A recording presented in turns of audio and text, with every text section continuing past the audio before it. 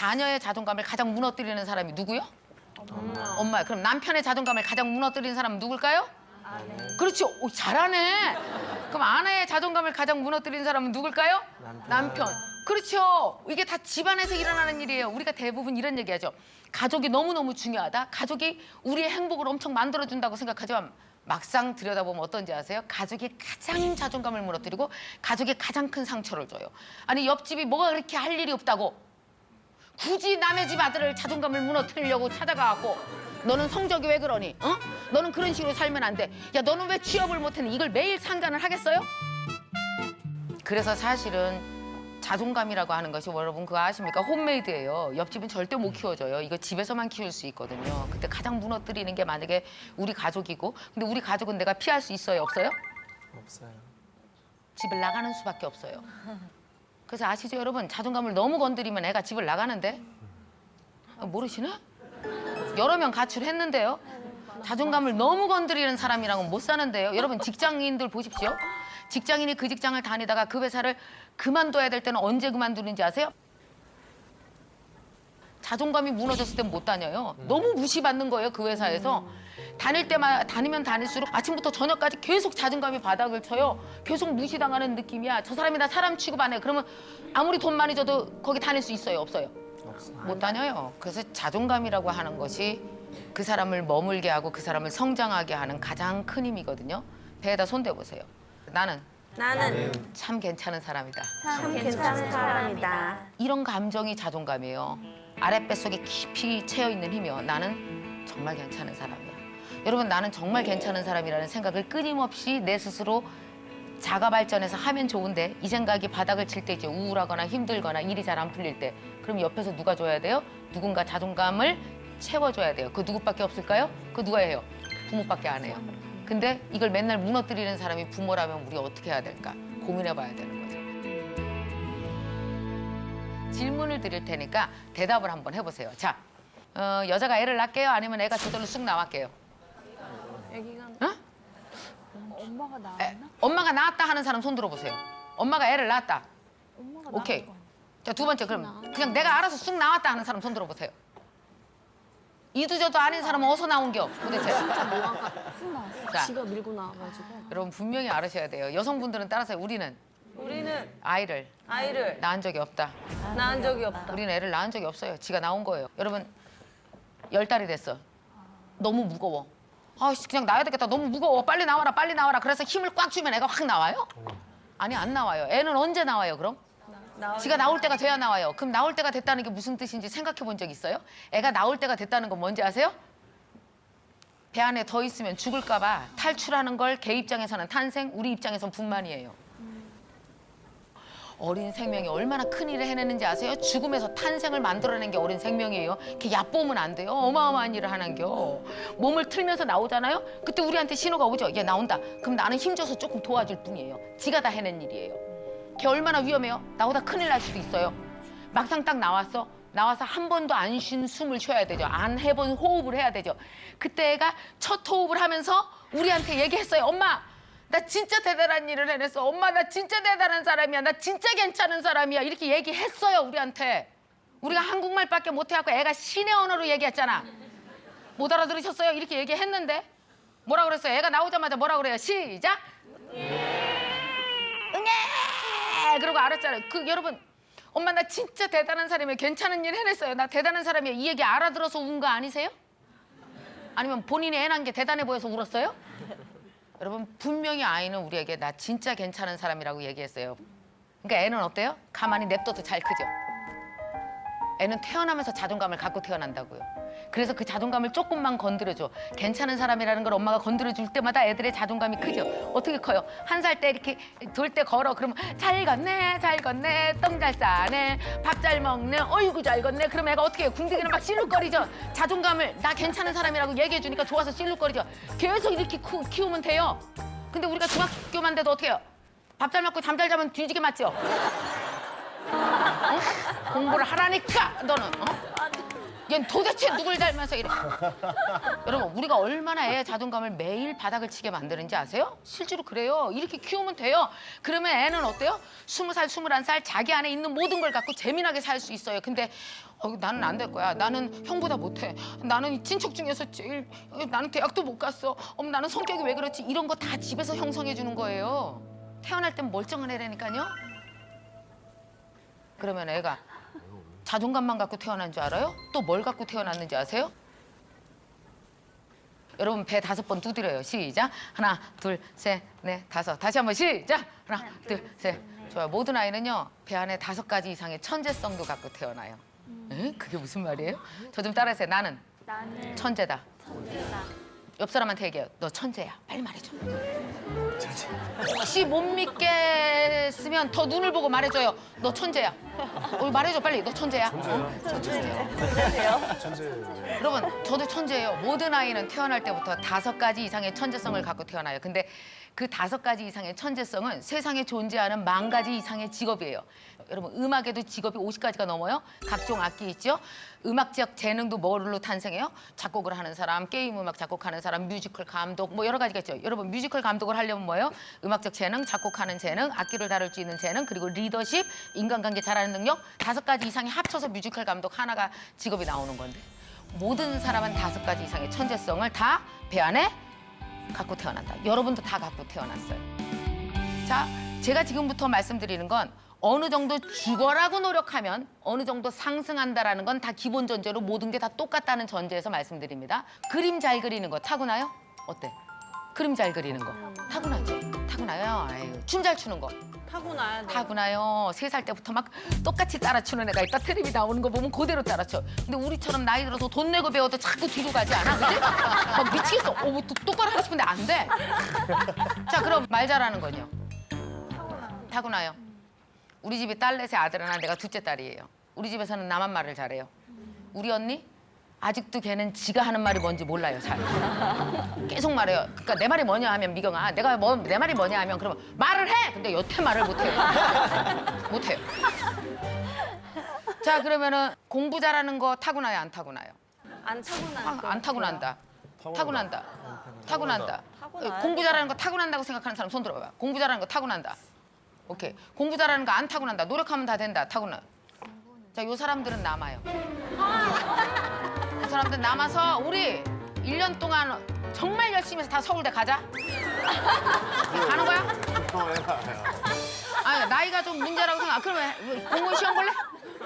변리사, 회계사 하자고. 여러분, 뭔지 아세요? 아까 하세요. 저기 하루에 2시간 동안만 자면서 죽어라고 하세요. 느낌이 오죠? 못할 거라는.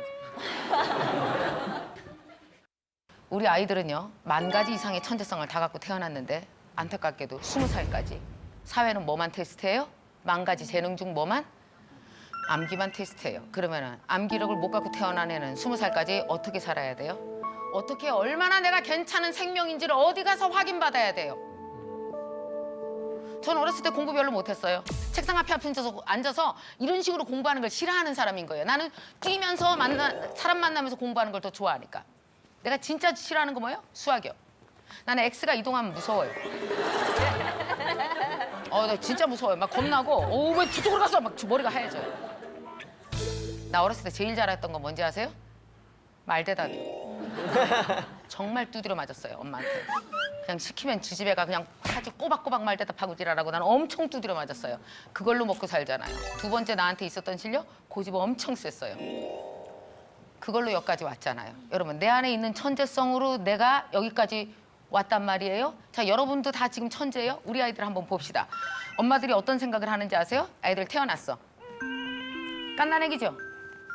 엄마들 이런 생각해요. 얘 뱃속에 아무것도 안 들었어. 아무것도 안 들어 보이잖아요. 그냥 웅냥 이런 애가 아무것도 감지도 못한 애가 뭐가 들었어요? 뱃속에 아무것도 안 들었어. 자존감 따위도 없고 모르겠어. 그런 건 있는지도 몰랐어요. 더군다나 천재성 따위는 있지도 않아. 얘는 텅텅 벼서 내가 늦는 대로 반응할 뿐이야. 그러니까 어떻게 해야 돼? 내가 잘해야 돼. 내가 잘해야 돼. 그러니까 엄마는 공부 못했거든? 내가 너 공부 잘하는 애로 만들어줄 거야. 모든 엄마들은 결심을 해요. 뭔지 아세요? 애와 관계없이 애라도 잘 키워야지. 이게 세상에 제일 무서운 결심이요. 자, 집어넣기 시작하죠. 내 아이를 보고 키우는 게 아니라 기준이 누구예요? 그래서 다른 애들은 어떻게 키워? 다른 애들은 왜? 얘보다 나야 양육의 기준이니까. 그래서 엄마들 눈이 내 애를 안 보고 다 어딜 봐요? 다 옆집을 보는 거죠. 그래서 아이를 갖는 즉시 다 카페에 가입을 하는 거예요. 불안하잖아. 딴 여자 어떻게 키우는지. 그러니까 막 불안해 죽어. 뭐 카페에 올리죠. 큰일 났어요. 우리 애가요. 저 집에 옆집 애보다 15일 빠르거든요. 근데 아직 못 걸어요. 그럼 엄마들이 또 카페에 막 글을 올려줘요. 뭐라 그래요? 빨리 문화센터 가서 다리를 찢으세요. 그럼 걸어요. 지금 우리 애가 3살이거든요. 아우 근데 옆집에는요 영어를 너무 잘하는데 우리 애는 영어를 못해서 어떡하면 좋아요? 이제 막 모든 공부서부터 다 비교해요. 모든 성장 과정 자체가 어떤지 아십니까? 내 아이를 보고 키우면 되는데 불안하게 옆집을 보니까 어때요? 한 달 늦으면 무지 늦은 것 같고 한 1년 늦으면 난리가 나죠. 초등학교 들어가잖아요. 엄마들 눈에서 불이 나요. 초등학교 때 성적이 평생 가는 거야. 정신 바짝 차려! 그럼 막 눈에서 막 레이저가 나와. 그래갖고 애들은 다 학교에 학원에 집어넣고 나서 엄마들은 다 같이 알죠. 빵집에 모여갖고 야야야야 어떻게 된 거야? 지금 우리 수행평가 어떻게 해야 되는 거야? 집을 못 가 3시까지. 그래서 다 같이 모여 있는 거예요 엄마들이. 자 그런 식으로 하는지 아세요? 중학교 가면 더 난리가 나요. 완전 비교. 어머 좋겠다. 그 집에 외고 보냈대. 아우 얼마나 좋아. 그래 그렇게 공부를 잘해야지. 아우 애가 완전히 인생 풀렸어 그 집은. 그게 무슨 인생이 풀린겨. 어머 외고 가니까 얼마나 좋아 얼마나 좋아. 여러분 걱정하지 마. 자퇴할게요. 어머 그 집은 있잖아. 아우 유학 보냈대잖아. 진짜 좋은 대학으로 지금 미국으로 유학 보냈대. 여러분 걱정하지 말아요. 적응 못하고 돌아와. 여러분 혹시 다들 간 것까지만 들었죠? 간 것까지만 들었잖아. 온 건 못 들었잖아요. 저 좀 따라해보세요. 이것만 알고 있어도 내 자녀를 기르는 문제의 반 이상 해결될 거예요. 저 좀 따라하세요. 시작. 왔다 갔다. 왔다 갔다. 돈 있다가 없다가. 돈 있다가. 잘 나가다가 망하다가. 하다가 이거 하다 저거 하다. 이거 하다 저거 하다 공부 잘하다 못하다. 못하다 여러분 커나가는 아이들이 얼마나 역동적인지 아세요? 이게 계속 움직인단 말이에요. 근데 이렇게 움직이는 애들을 중학교 1학년 그날 다 같이 엄마들끼리 모여서 비교하는 게 무슨 놈의 의미가 있어요? 어차피 내일 다 바뀔 텐데. 만나지 말라고요. 그러니까 안 만나면 돼요.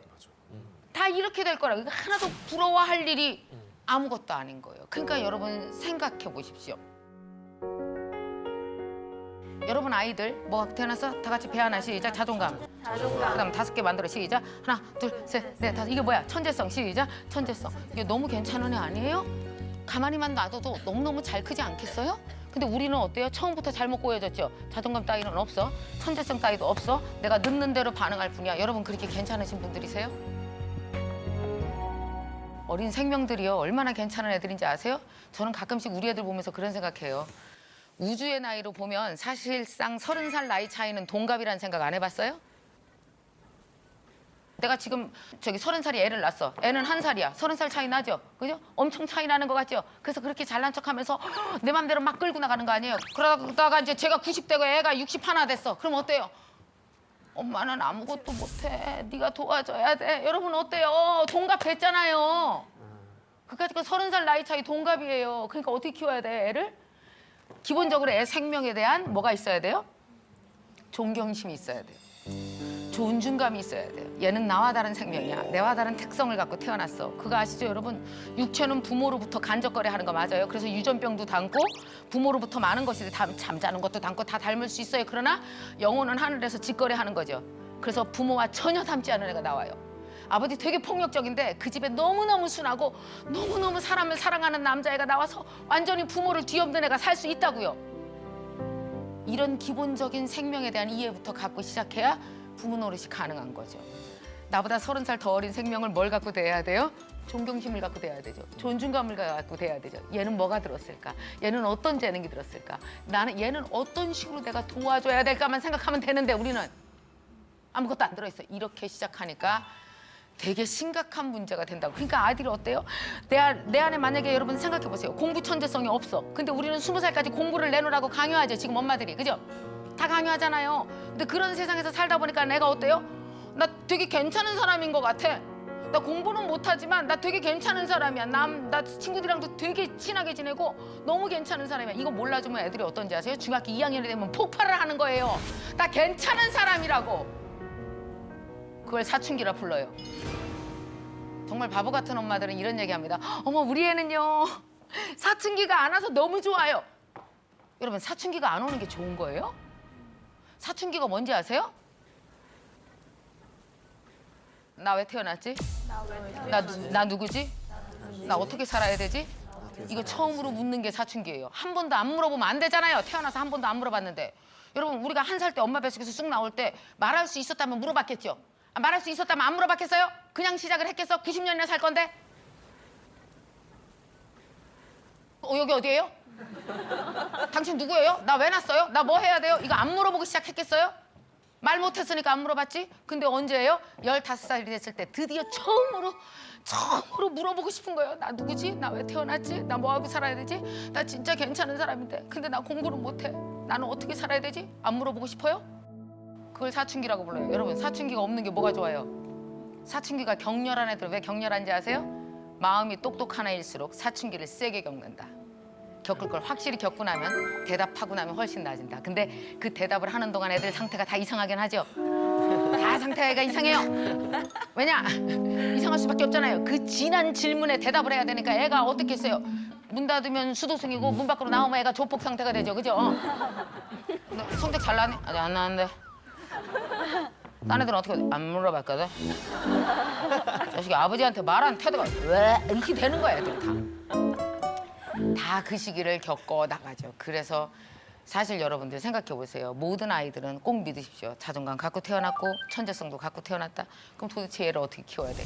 이것이 나한테 너무 중요한 숙제였어요. 내가 애가 셋이거든요. 너무 좋아. 큰애가 29살이에요. 돈 번다? 내가 보기에요. 자녀 교육 목적이 딴 거 없어. 내 돈 안 쓰게 만드는 그날까지요. 22살짜리 아들 또 하나 있어요. 아우 이놈이 문제예요. 여러분 자식이 여럿이다 보면 그중에 하나 이상한 애가 꼭 끼게 돼 있다는 걸 알아두세요. 그다음에 이제 막내가 있어요. 중학교 1학년. 아우 낳길 진짜 잘했지. 걔 마저 안 낳았으면 이제 집에 뭐하러 들어가요. 재미도 없게. 아 남편 50 넘으면 남편은 없는 분이랑 되게 비슷해요. 주말 되면은 가끔씩 사진이 걸린 줄 알아요. 사진이요 사진. 소파에 사진이 걸린 줄 알아서 하도 안 움직여서 계속 리모컨 들고 이러고 있어요. 그러다가 가끔씩 사진이 뚝 떨어졌다가 붙었다가 이러니까요. 내가 29살짜리 딸이 있다 그랬잖아. 얘는 원래 그림을 했거든요. 근데 어렸을 때부터 그렇게 좋아한 게 걔 천재성은 뭐였냐면 그렇게 요리를 좋아해요.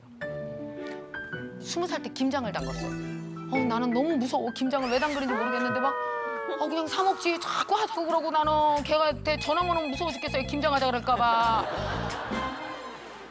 근데 어렸을 때부터 우리 딸이 요리를 잘하게 된 건 왜 그랬을까? 제 요리 솜씨를 닮아서일까? 아니면 엄마가 집에서 밥을 안 해서 자꾸 하다가 그렇게 됐을까?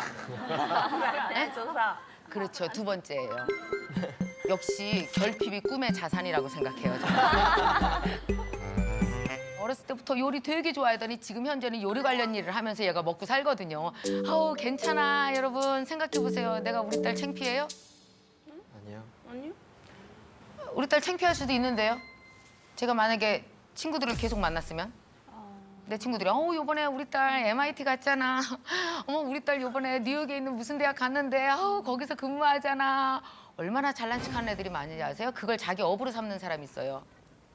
30살 더 어린 애가 왜 나보다 30살 더 먹은 성인 남녀 2명의 꿈을 이뤄줘야 되냐고요. 각자 이루시면 안 되시겠어요? 저는 둘째 아이가 또 있어요. 얘는 감성 천재예요. 혹시 감성 천재라고 들어보셨나? 환장하는데. 감성 천재 특징 알려드려요. 어떤지 아세요? 자요. 계속. 오후 3시까지 자요. 주말에는 기본적으로 자는 거. 그리고 그 생각이 많아갖고 계속 누워서 생각해요. 이불 속에서 뒹굴뒹굴. 그런 애들의 특징이 뭔지 아세요? 학교를 절대로 뛰어서 안 가요. 아무리 늦어도 겨가요. 이렇게. 절대로 뛰어가는 법이 없어요. 그리고 더 심한 거 얘기해줘요. 집합교육 자체를 되게 모양 빠지는 행위라고 생각해갖고 다 같이 단체로 앉아서 공부를 하거나 단체로 시험을 보는 거 무진장 싫어해요. 어렸을 때부터 자기 입었던 티셔츠 자기 추억이라고 버리지 말랴. 무서워 죽겠어. 몇백 장을 끌고 다녀요. 내가 이사 다닐 때마다. 신발도 하나도 안 버렸어요. 무섭죠? 이런 남자 데리고 갈 여자 있으면 손 좀 들어봐봐요.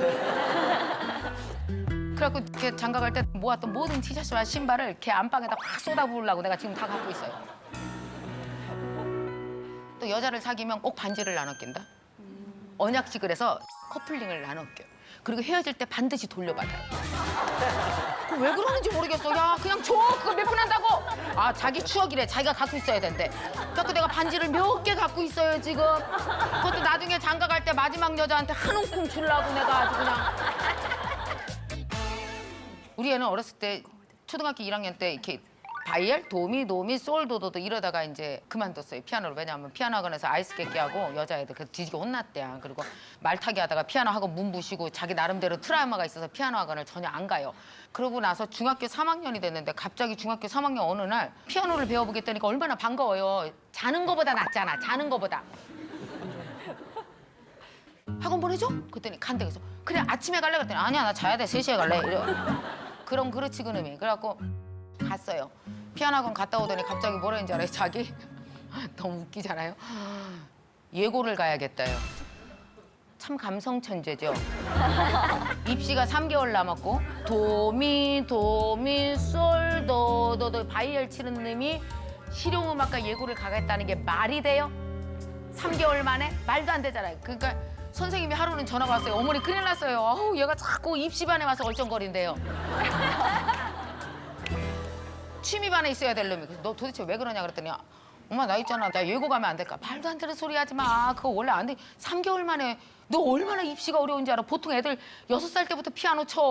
거기서 10년 이상 친 애들이 얼마나 많은데 말도 안 된다고 내가 뭐라 그랬어요. 그랬더니 세상에 선생님한테 가갖고 조른 거예요. 선생님이 너무 기가 막혀갖고 예고 악보를 줬대. 다음날 전화 오셨어요. 막 좋아서.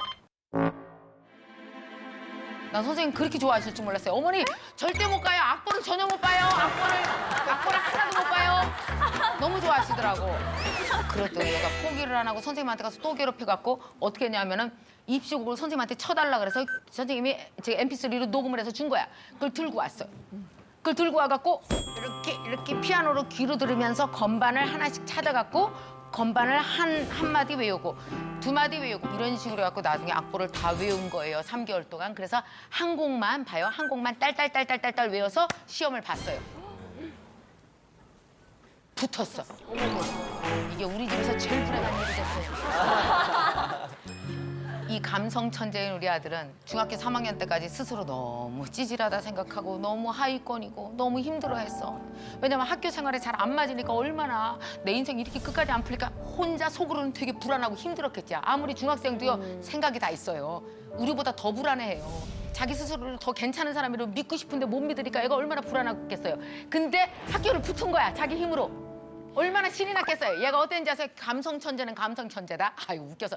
교복을 2개를 사달래요. 왜? 그래? 하나는 잠옷으로 입고 자겠대요. 기가 막히지 않아요? 그래갖고 넥타이까지 메고 교복을 입고 잤어요, 이놈이. 그리고 학교를 다녔는데 세상에 악보 하나도 못 보죠, 여전히. 음악은 되게 하고 싶어요. 감성은 뛰어나요. 자기는 좋은 음악가가 되고 싶고 될 것 같아. 근데 학교에서 시험을 보면 맨날 빵점인 거예요.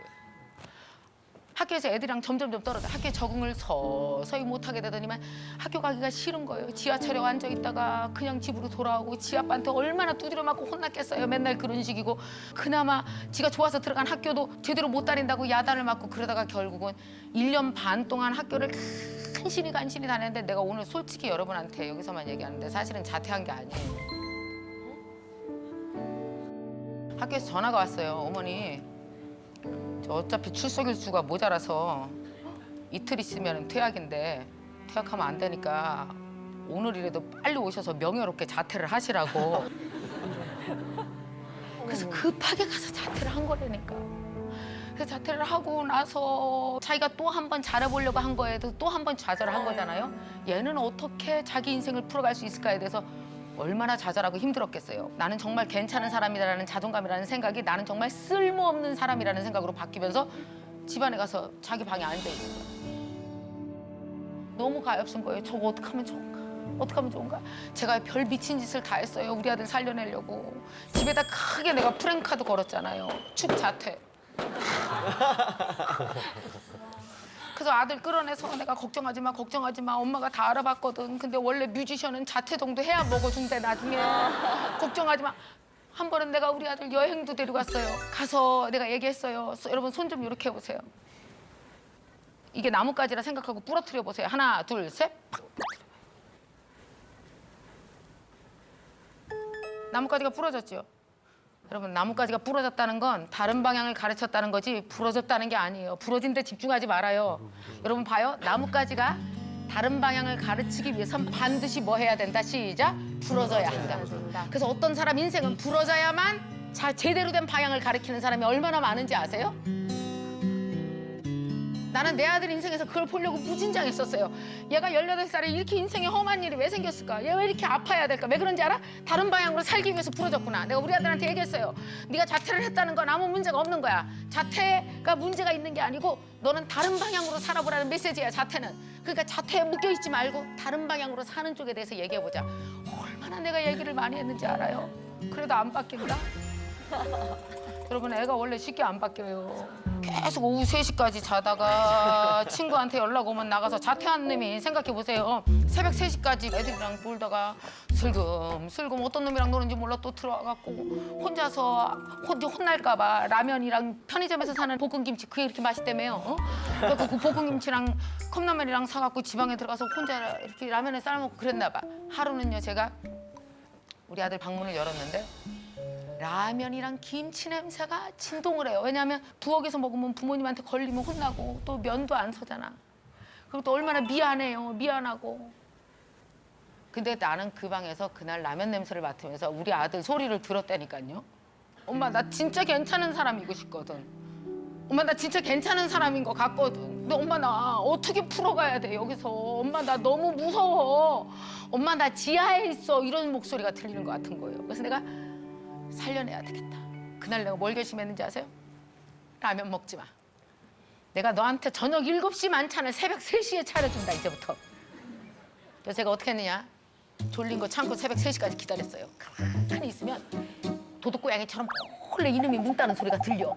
그럼 그때 내가 불을 다 켜고 나서 막 삼겹살에 김치찌개 막 밥을 한 거예요. 새벽 3시에 거실 불도 다 켜놨어요. 왜냐면 저녁 7시를 연출하려면 불이 켜져 있어야 되지 않겠어요? 몰래 먹으면 안 되잖아? 그럼 얘가 엄마 왜 이래 도대체 어색하게.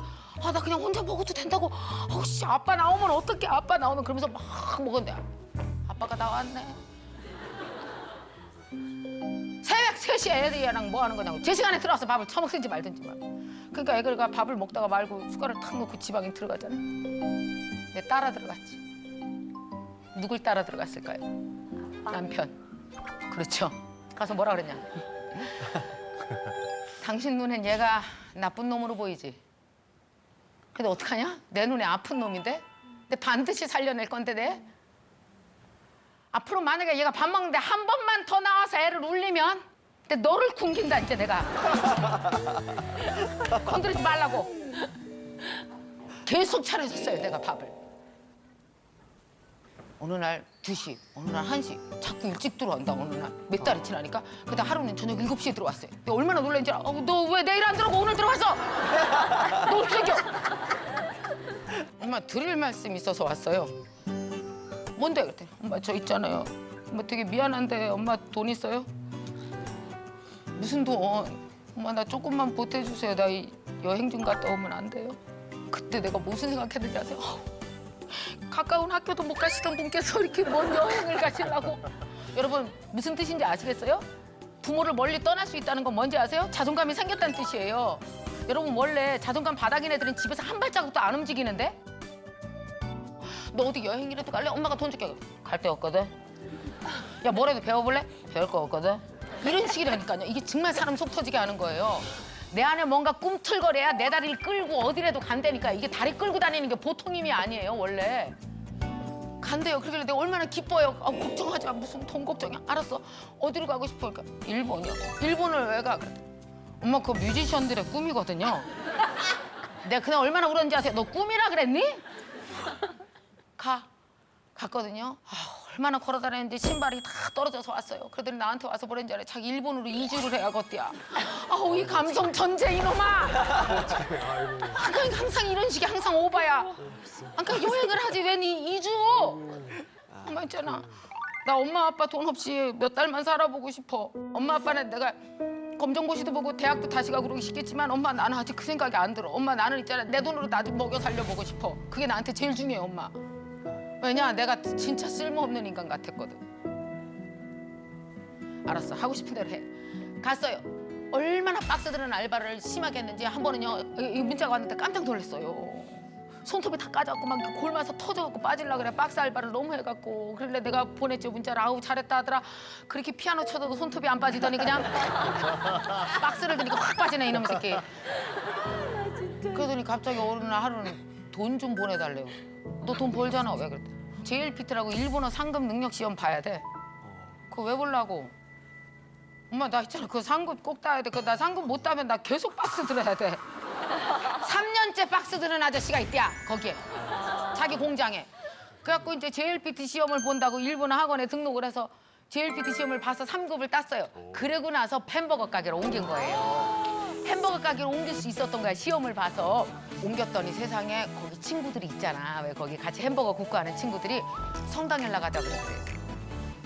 밥 준다고.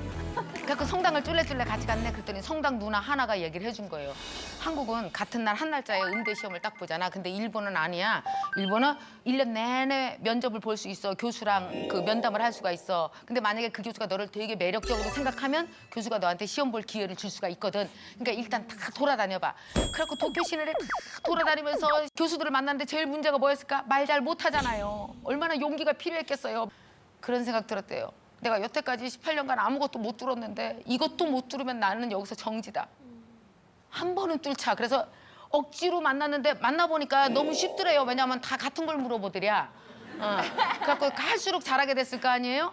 그러다가 나중에 전화가 왔는데 막 너무 좋아하는 거야. 엄마, 나 여기 교수님 한 분 만났거든. 이 교수님이 나 되게 좋아해. 이 교수님도 악보 보는 거 싫어하신대. 똑같은 사람을 만난겨. 여러분 아십니까? 귀가 되게 좋은 사람은 악보를 안 봐요. 우리 아들이 귀가 되게 좋았던 거예요. 악보 보는 걸 싫어할 수밖에 없었던 거예요. 그 교수님도 그런 사람이에요.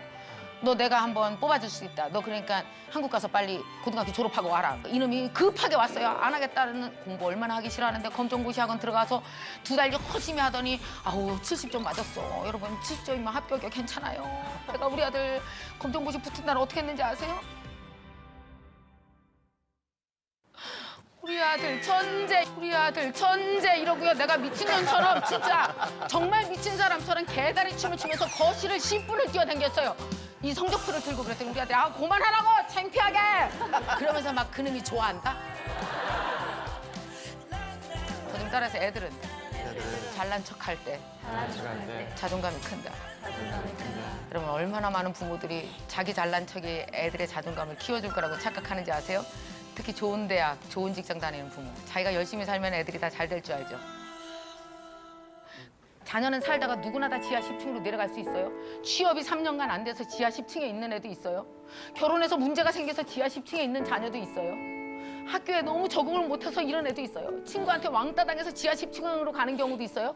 자녀가 지하 10층으로 갔을 때 부모 위치 어디 시작? 지하 11층. 그래야 애가 자기가 지상에 있는 줄 안다고요.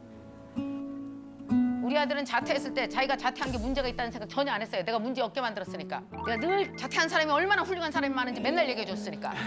그래서 우리 아들은 지금도 자퇴에 대한 지나친 자부심을 갖고 있어요. 아, 진짜로. 검정고시 붙었다는 건 고등학교 졸업했다는 뜻이죠? 네. 2월 달에 졸업식이 있는데 여러분 아십니까? 자퇴한 애는 졸업식 못 가요. 그래서 내가 어떻게 할게요? 단독 졸업식을 열어줬어요. 그것도 검정고시 봤기 때문에 조기 졸업식이죠. 남보다 일찍 졸업을 했어요. 그래서 조기 졸업식 썼죠. 조기 한 마리를 크게 그려놨어요. 코믹하게. 그리고 반 친구들을 초대했더니 이놈들이 다 왔어요. 그리고 일가 친척을 다 불렀고 상을 15개 줬어요. 학교장상 줬는데요, 내가. 내 맘대로 드림스쿨 내가 교장. 되게 쉬워요. 문방구 가면은 상 뭐 봉황 거래진 거 다 팔아요. 싹 출력 걸어갖고 15장 뽑아서. 나중에 한 7개쯤 받기 시작하니까 이놈이 울어요. 이놈이 나한테 그때 한 말은 귀에 아직도 남아있어. 저는요 진짜 괜찮은 사람이 될 것 같습니다. 하고 걔는 일본으로 건너갔어요. 시험을 받고 붙었어요. 세상에 걔는 원래 평생에 열심히가 뭔지를 몰라. 왜 10분 이상 같은 일을 해본 적이 없어서. 근데 하루에 막 5시간, 6시간씩 피아노를 집중적으로 학교에서 가장 늦게까지 남아서 연습하고 그러더니만 그 학교 4학년짜리가 졸업하면서 오케스트라단 피아노 연주주자를 3학년한테 원래 물려준대요. 그걸 1학년이면 우리 아들을 지목을 했어요. 네가 하라고. 그러니까 딴 학생들이 불만이 많지. 그래서 경쟁을 붙었어요. 우리 아들이 뽑혔어요. 그 4학년이나 할 만한 오케스트라 피아노 연주자를 이놈이 해낸 거예요. 그날 걔가 나한테 전화가 왔는데 나는요 5살이랑 통화하는 줄 알았어요. 그렇게 5살처럼 울더라고. 엄마! 이러거든. 왜 이래? 우리 아들 뭔 일 있어? 왜 이래? 그래, 엄마. 아씨, 나 인생 너무 잘 풀려. 너무 잘 풀려. 그러면서 옵니다. 그리고 나서 이제 이놈이 왔어요. 한국에 왔어요. 여자랑 같이. 아우, 자존감이 생기니까 여자를 사귀더라고. 일본 여자애를 한 4박 5일 정도 있다가 이제 일본으로 갔어요. 가서 저한테 메일이 왔어요. 그 메일을 열어봤더니 하나는 되게 큰 파일이 있고 용량이 엄청 커. 그리고 하나는 되게 용량이 작은 파일 2가지가 이렇게 있어요. 봤더니만 하나는 음악 파일이었어요. 음악 파일이고 하나는 편지가 들어있었거든요. 제가 여러분에게 그 편지를 읽어드릴게요.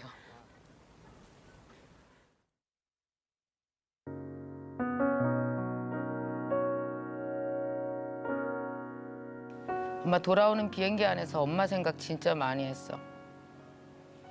근데 엄마 나는 엄마 생각하면 내가 제일 속썩였던 중학교 때가 생각난다. 엄마 그날 생각나? 내가 중학교 때 우리 집 부엌에 식비 5만 원 없어진 날 말이야. 누가 가져갔냐고. 이모도 고모도 윤서도 다 내가 가져갔다고 말했어. 나 그때 그날 정말 화만이 났다. 모두 다 나를 무시하는 것 같았거든. 왜 나를 무시하냐고 정말 길길이 날뛰면서. 엄마 나 그날 내 정신이 아니었나 봐. 책상에 있는 책 다 집어 던졌고 그래도 분이 안 풀렸어. 그때 엄마가 강의 갔다 돌아오셨는데 엄마가 내가 던지는 책을 온몸에 다 맞으면서 걸어오더라. 엄마 그때 많이 다쳤지. 진짜 미안해. 그때 엄마가 나 안고 말했어. 엄마는 너 믿어. 우리 아들 안 가져간 거 알아. 누가 너한테 가져갔다 그래?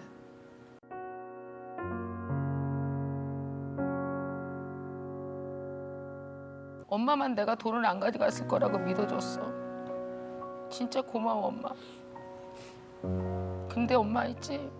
그 돈 내가 가져간 거 맞아.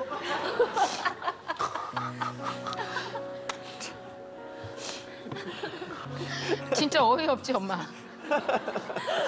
근데 엄마만 그거 알아줬잖아.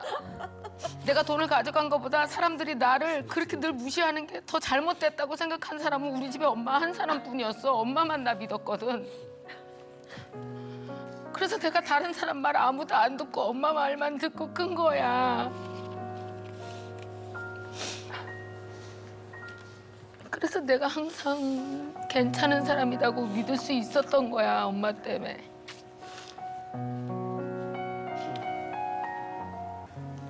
엄마는 이 세상에서 내가 제일 존경하고 사랑하는 내 인생의 파트너자. 그리고 무엇보다 엄마는 나를 살려준, 나를 인정해준 내 인생의 첫 번째 은인이야. 사랑해.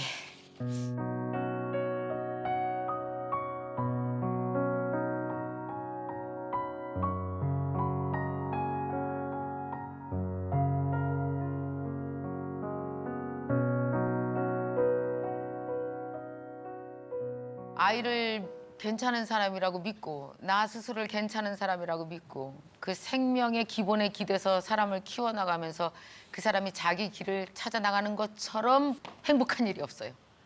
그러니까 이 자녀를 키운다라는 건 그렇게 테크닉한 일이 아니에요. 그렇게 옆집한테 물어볼 일이 아니에요.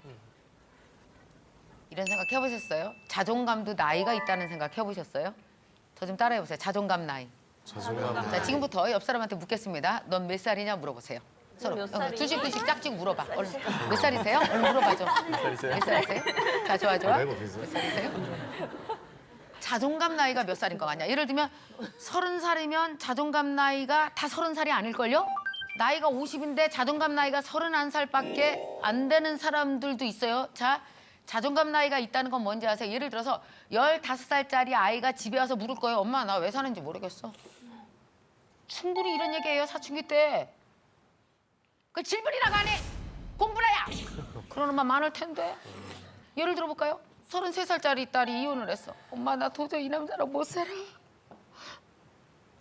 나 시골 내려가야 될 것 같아. 애 데리고 엄마 나 좀 어떻게 해줘. 그랬더니 엄마가 뭐라 그래요? 60살짜리 엄마가 자존감 낮은 엄마는. 그러니까 내가 그놈이랑 결혼하지 말라고 했지 내가. 창피하게 어디를 이혼하고 내려온다고 시골에 있잖아. 아 몰라. 네 맘대로 살든지 말든지.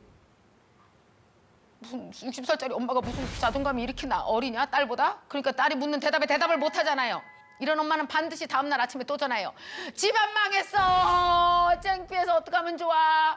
33살 딸이 어때요? 지금 지하 10층으로 뚝 떨어졌죠. 근데 엄마가 지하 11층으로 갈 생각을 안 하시잖아요. 자존감 높은 엄마는 뭐라 그럴까요? 걱정하지 마. 괜찮아. 우리 딸. 살다가 별별 일 다 있어. 그게 뭐 어쨌다고 그래. 안 창피야. 엄마 하나도 안 창피야. 집집마다 다 이혼했어. 서로 말을 안 해서 그래요. 데리고 와. 그러니까 엄마 옆에 있어. 괜찮아. 누가 그래. 우리 딸을 밥 먹어. 밥 먹어. 괜찮아. 우리 딸. 어이 누워서 자. 푹 자. 엄마 옆에서. 그래서 어떤지 아세요? 딸이 지하 10층으로 뚝 떨어졌을 때 60살짜리 엄마가 강력한 60살의 자존감 나이로 아무 문제 없다고 지하에서 받쳐주면 딸은 어때요? 밥 잘 먹고 울 거 다 울고 어떻게 해요? 그래. 다시 살아봐야지. 이게 진짜 엄마잖아요. 이런 걸 자존감 나이라 그래요. 여러분 사람이요. 생물학적 나이가 있고 자존감 나이가 있어요. 이 자존감 나이가 높아야 어떨 수 있어요? 내 인생에 온 문제를 풀 수 있어요. 참 신기하죠? 50이 되면 50에 걸맞는 인생의 문제가 꼭 생겨요. 왜냐? 자존감 50이라고 믿고 생기는 문제들이요. 근데 자존감 50이 아니면 어떤지 아세요? 딸보다 더 떨어, 더 무서워해. 그런 부모 많아요. 그래서 그런 부모들이 자녀한테 끊임없이 상처를 내요. 좋은 엄마가 되기 위해서 좀 시행착오도 있으셨을 것 같거든요. 네. 혹시 후회되는 행동이나 말 이런 게 기억나시는 게 있다면? 제일 가슴 아프게 후회한 거는 이제 우리 아들 자퇴했을 때 내가 처음부터 그렇게 그걸 빨리 받아들이지 못했어요. 나한테 한 일주일, 2주일 정도 되게 힘든 시간이었었거든요. 그때 내가 우리 아들한테 처음 한 말이 가장 후회되고 그 나중에 제가 사과했어요. 뭐라 그러냐면 너 어떡하니가 아니라 나 어떡하니 그러고 울었거든요. 내가 나 어떡해 너 자퇴하면 나 어떡해. 왜냐면 내가 너무 창피했거든요. 우리 아들 자퇴한 게. 그래서 엄마 너 중졸이야 이제 나 어떡해. 근데 그게 나중에 너무 미안해서 걔 앞에서 나 어떡해 소리를 한 게 얼마나 애가 자기도 감당을 못하는데 이 50다 된 엄마가 무너져 내리는 걸 보고 자기를 못 지켜주니까 얼마나 힘들었을까. 그래서 내가 그 얘기 때문에 더 많이 사과했고 그래서 내가 얼른 우리 아들 따라서 지하 11층을 내려갔어요. 안 그러면 얘는 외로워서 죽을 테니까. 그게 나가 가장 후회된 말. 그리고 바로 사과했던 말. 나도 모르게 튀어나오더라고요. 나 어떡해가. 그게 너무 미안했어요. 나중에. 그렇게 늘 우리가 실수해요. 중간중간 부모가. 그래서 미안하다고 얘기해야 돼요. 제가 얼마 전에 공연을 했는데 그때 한 엄마와 딸이 왔어요. 무대에 올라와서 한 분만 사과하라 그러니까 어떤 엄마가 이 얘기를 다 듣고 나더니 이렇게 손을 들어요.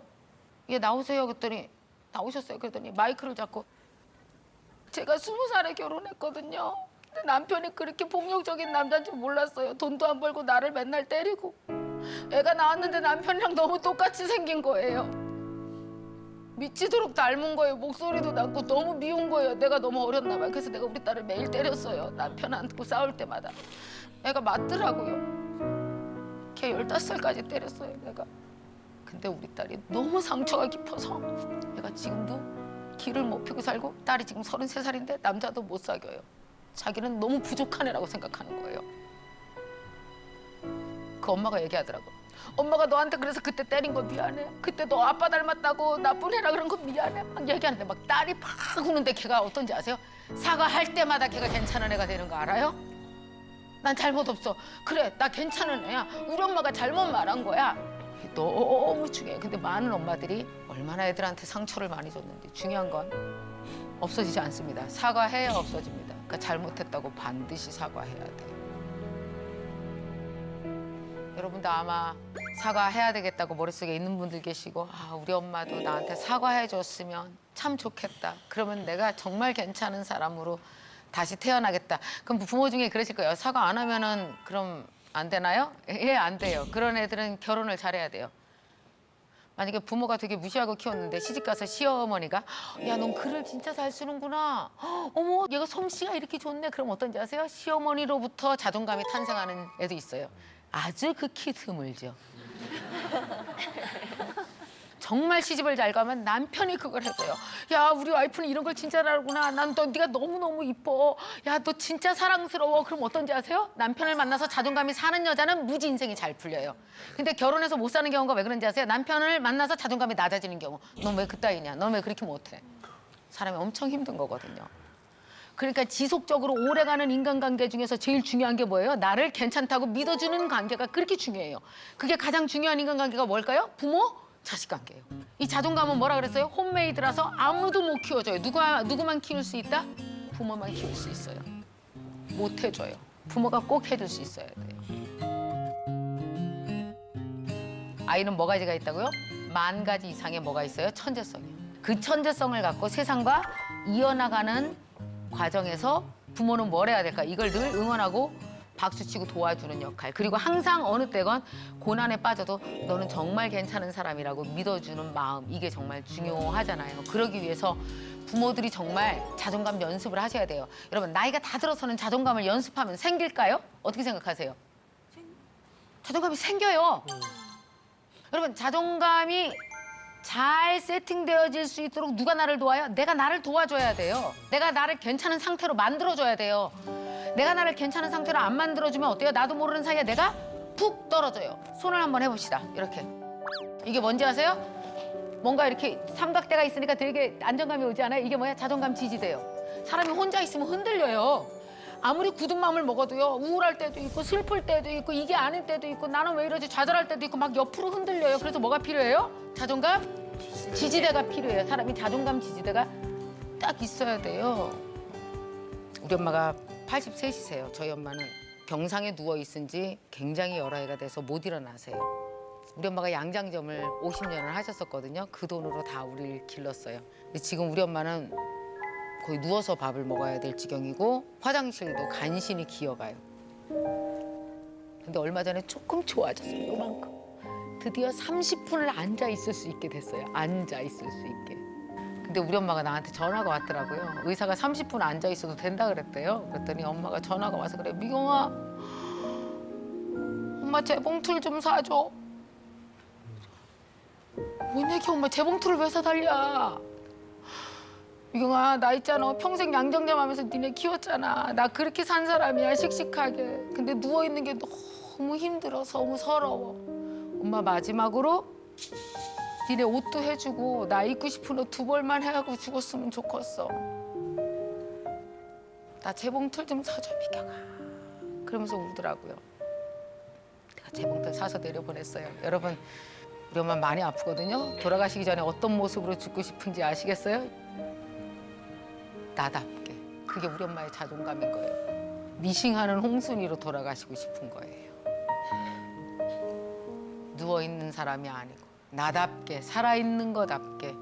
우리 엄마 보면서 느꼈어요. 이렇게 나이가 들어도 자존감이 이렇게 중요하구나. 그 30분을 앉아있는데 재봉틀을 사달라고 싶어 하는구나. 내가 나중에 생각해보니까 나는 죽기 전에 꼭 마이크를 사달라 그럴 것 같아요. 자, 여러분 가슴속에 자존감 2과목씩을 꼭 정하세요. 그래야 여러분이 스스로 괜찮다는 생각 가져야 어때요? 자존감 텃밭이 이렇게 두꺼운 엄마는 아이들이 자존감이 없을 땐 어떻게 해요? 내 텃밭을 꺼내서 자녀한테 부어줄 수 있죠. 또 나중에 이게 자존감이 선순환됩니다. 부모가 되게 나이가 들어서 힘들잖아요. 그러면 애들이 어때요?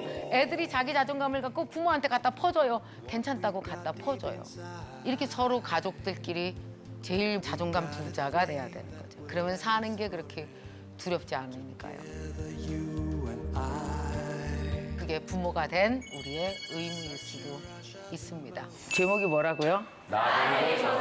그죠? 맞아요. 사실은요, 나 자신 태어나서 1살부터 지금 이 나이까지 자기 데리고 사는 게 고생이에요. 다들 힘들지 않고 고생스럽지 않은 사람이 없어요. 왜냐면 살다가 보면 막 그렇게 안 풀릴 때가 있죠. 또 더군다나 왜 우리 흔히 막 삼재라고 그러잖아요. 막 뭐든지 해도 다 안 돼. 금방 돈 벌릴 것 같은데 안 되고 친구 만나면 누구한테 뒤통수 맞고 그다음에 뭐 계약하려 그러면 깨져갖고 막 너무 속상한 일 생기고 공부 그렇게 3년 해갖고 공무원 시험 봤는데 막 또 떨어지고 막 이렇게 되게 안 풀릴 때가 사람들이 있어요, 없어요? 있죠. 여러분 살면서 한두 번은 초등학교 6학년 13살도 안 풀리는 게 있어요. 다 있단 말이에요. 누구든지 있어요. 현욱 씨는 어땠어요? 올해 어땠어요? 잘 풀려요? 많이 망했죠. 그래도 밝다 얼굴은. 저렇게 살아야 돼. 저렇게 데리고 살아야 돼. 그러니까 막 되게 안 풀리고 일도 안 되고 막 사업도 망한 나를 막 이렇게 데리고 사는 거 엄청 힘들지만 이게 얼마나 위대한 일인지 아세요? 안 풀리는 나 데리고 사는 것처럼 위대한 1년이 없어요. 올해 되게 안 풀리는 1년이었으면 위대했던 거예요. 저 되게 위대했어요, 작년에. 많이 위대했어요. 나 세상에 그렇게 안 풀릴까. 뭐 하는 일마다 다 한대요. 뭐 하여간 뭐 공연, 책, 뭐 모든 게 다 이렇게 계획대로 하나도 안 되면서 도대체 나는 왜 이렇게 안 풀릴까. 그러고 나서 이렇게 베란다 같은 데 들어앉아갖고 새벽마다 생각을 했거든요. 근데 가만히 생각하다가 제가 알아낸 게 있는데요. 뭐냐면 이게 완전히 망한 게 아니라 확실히 망한 거더라고.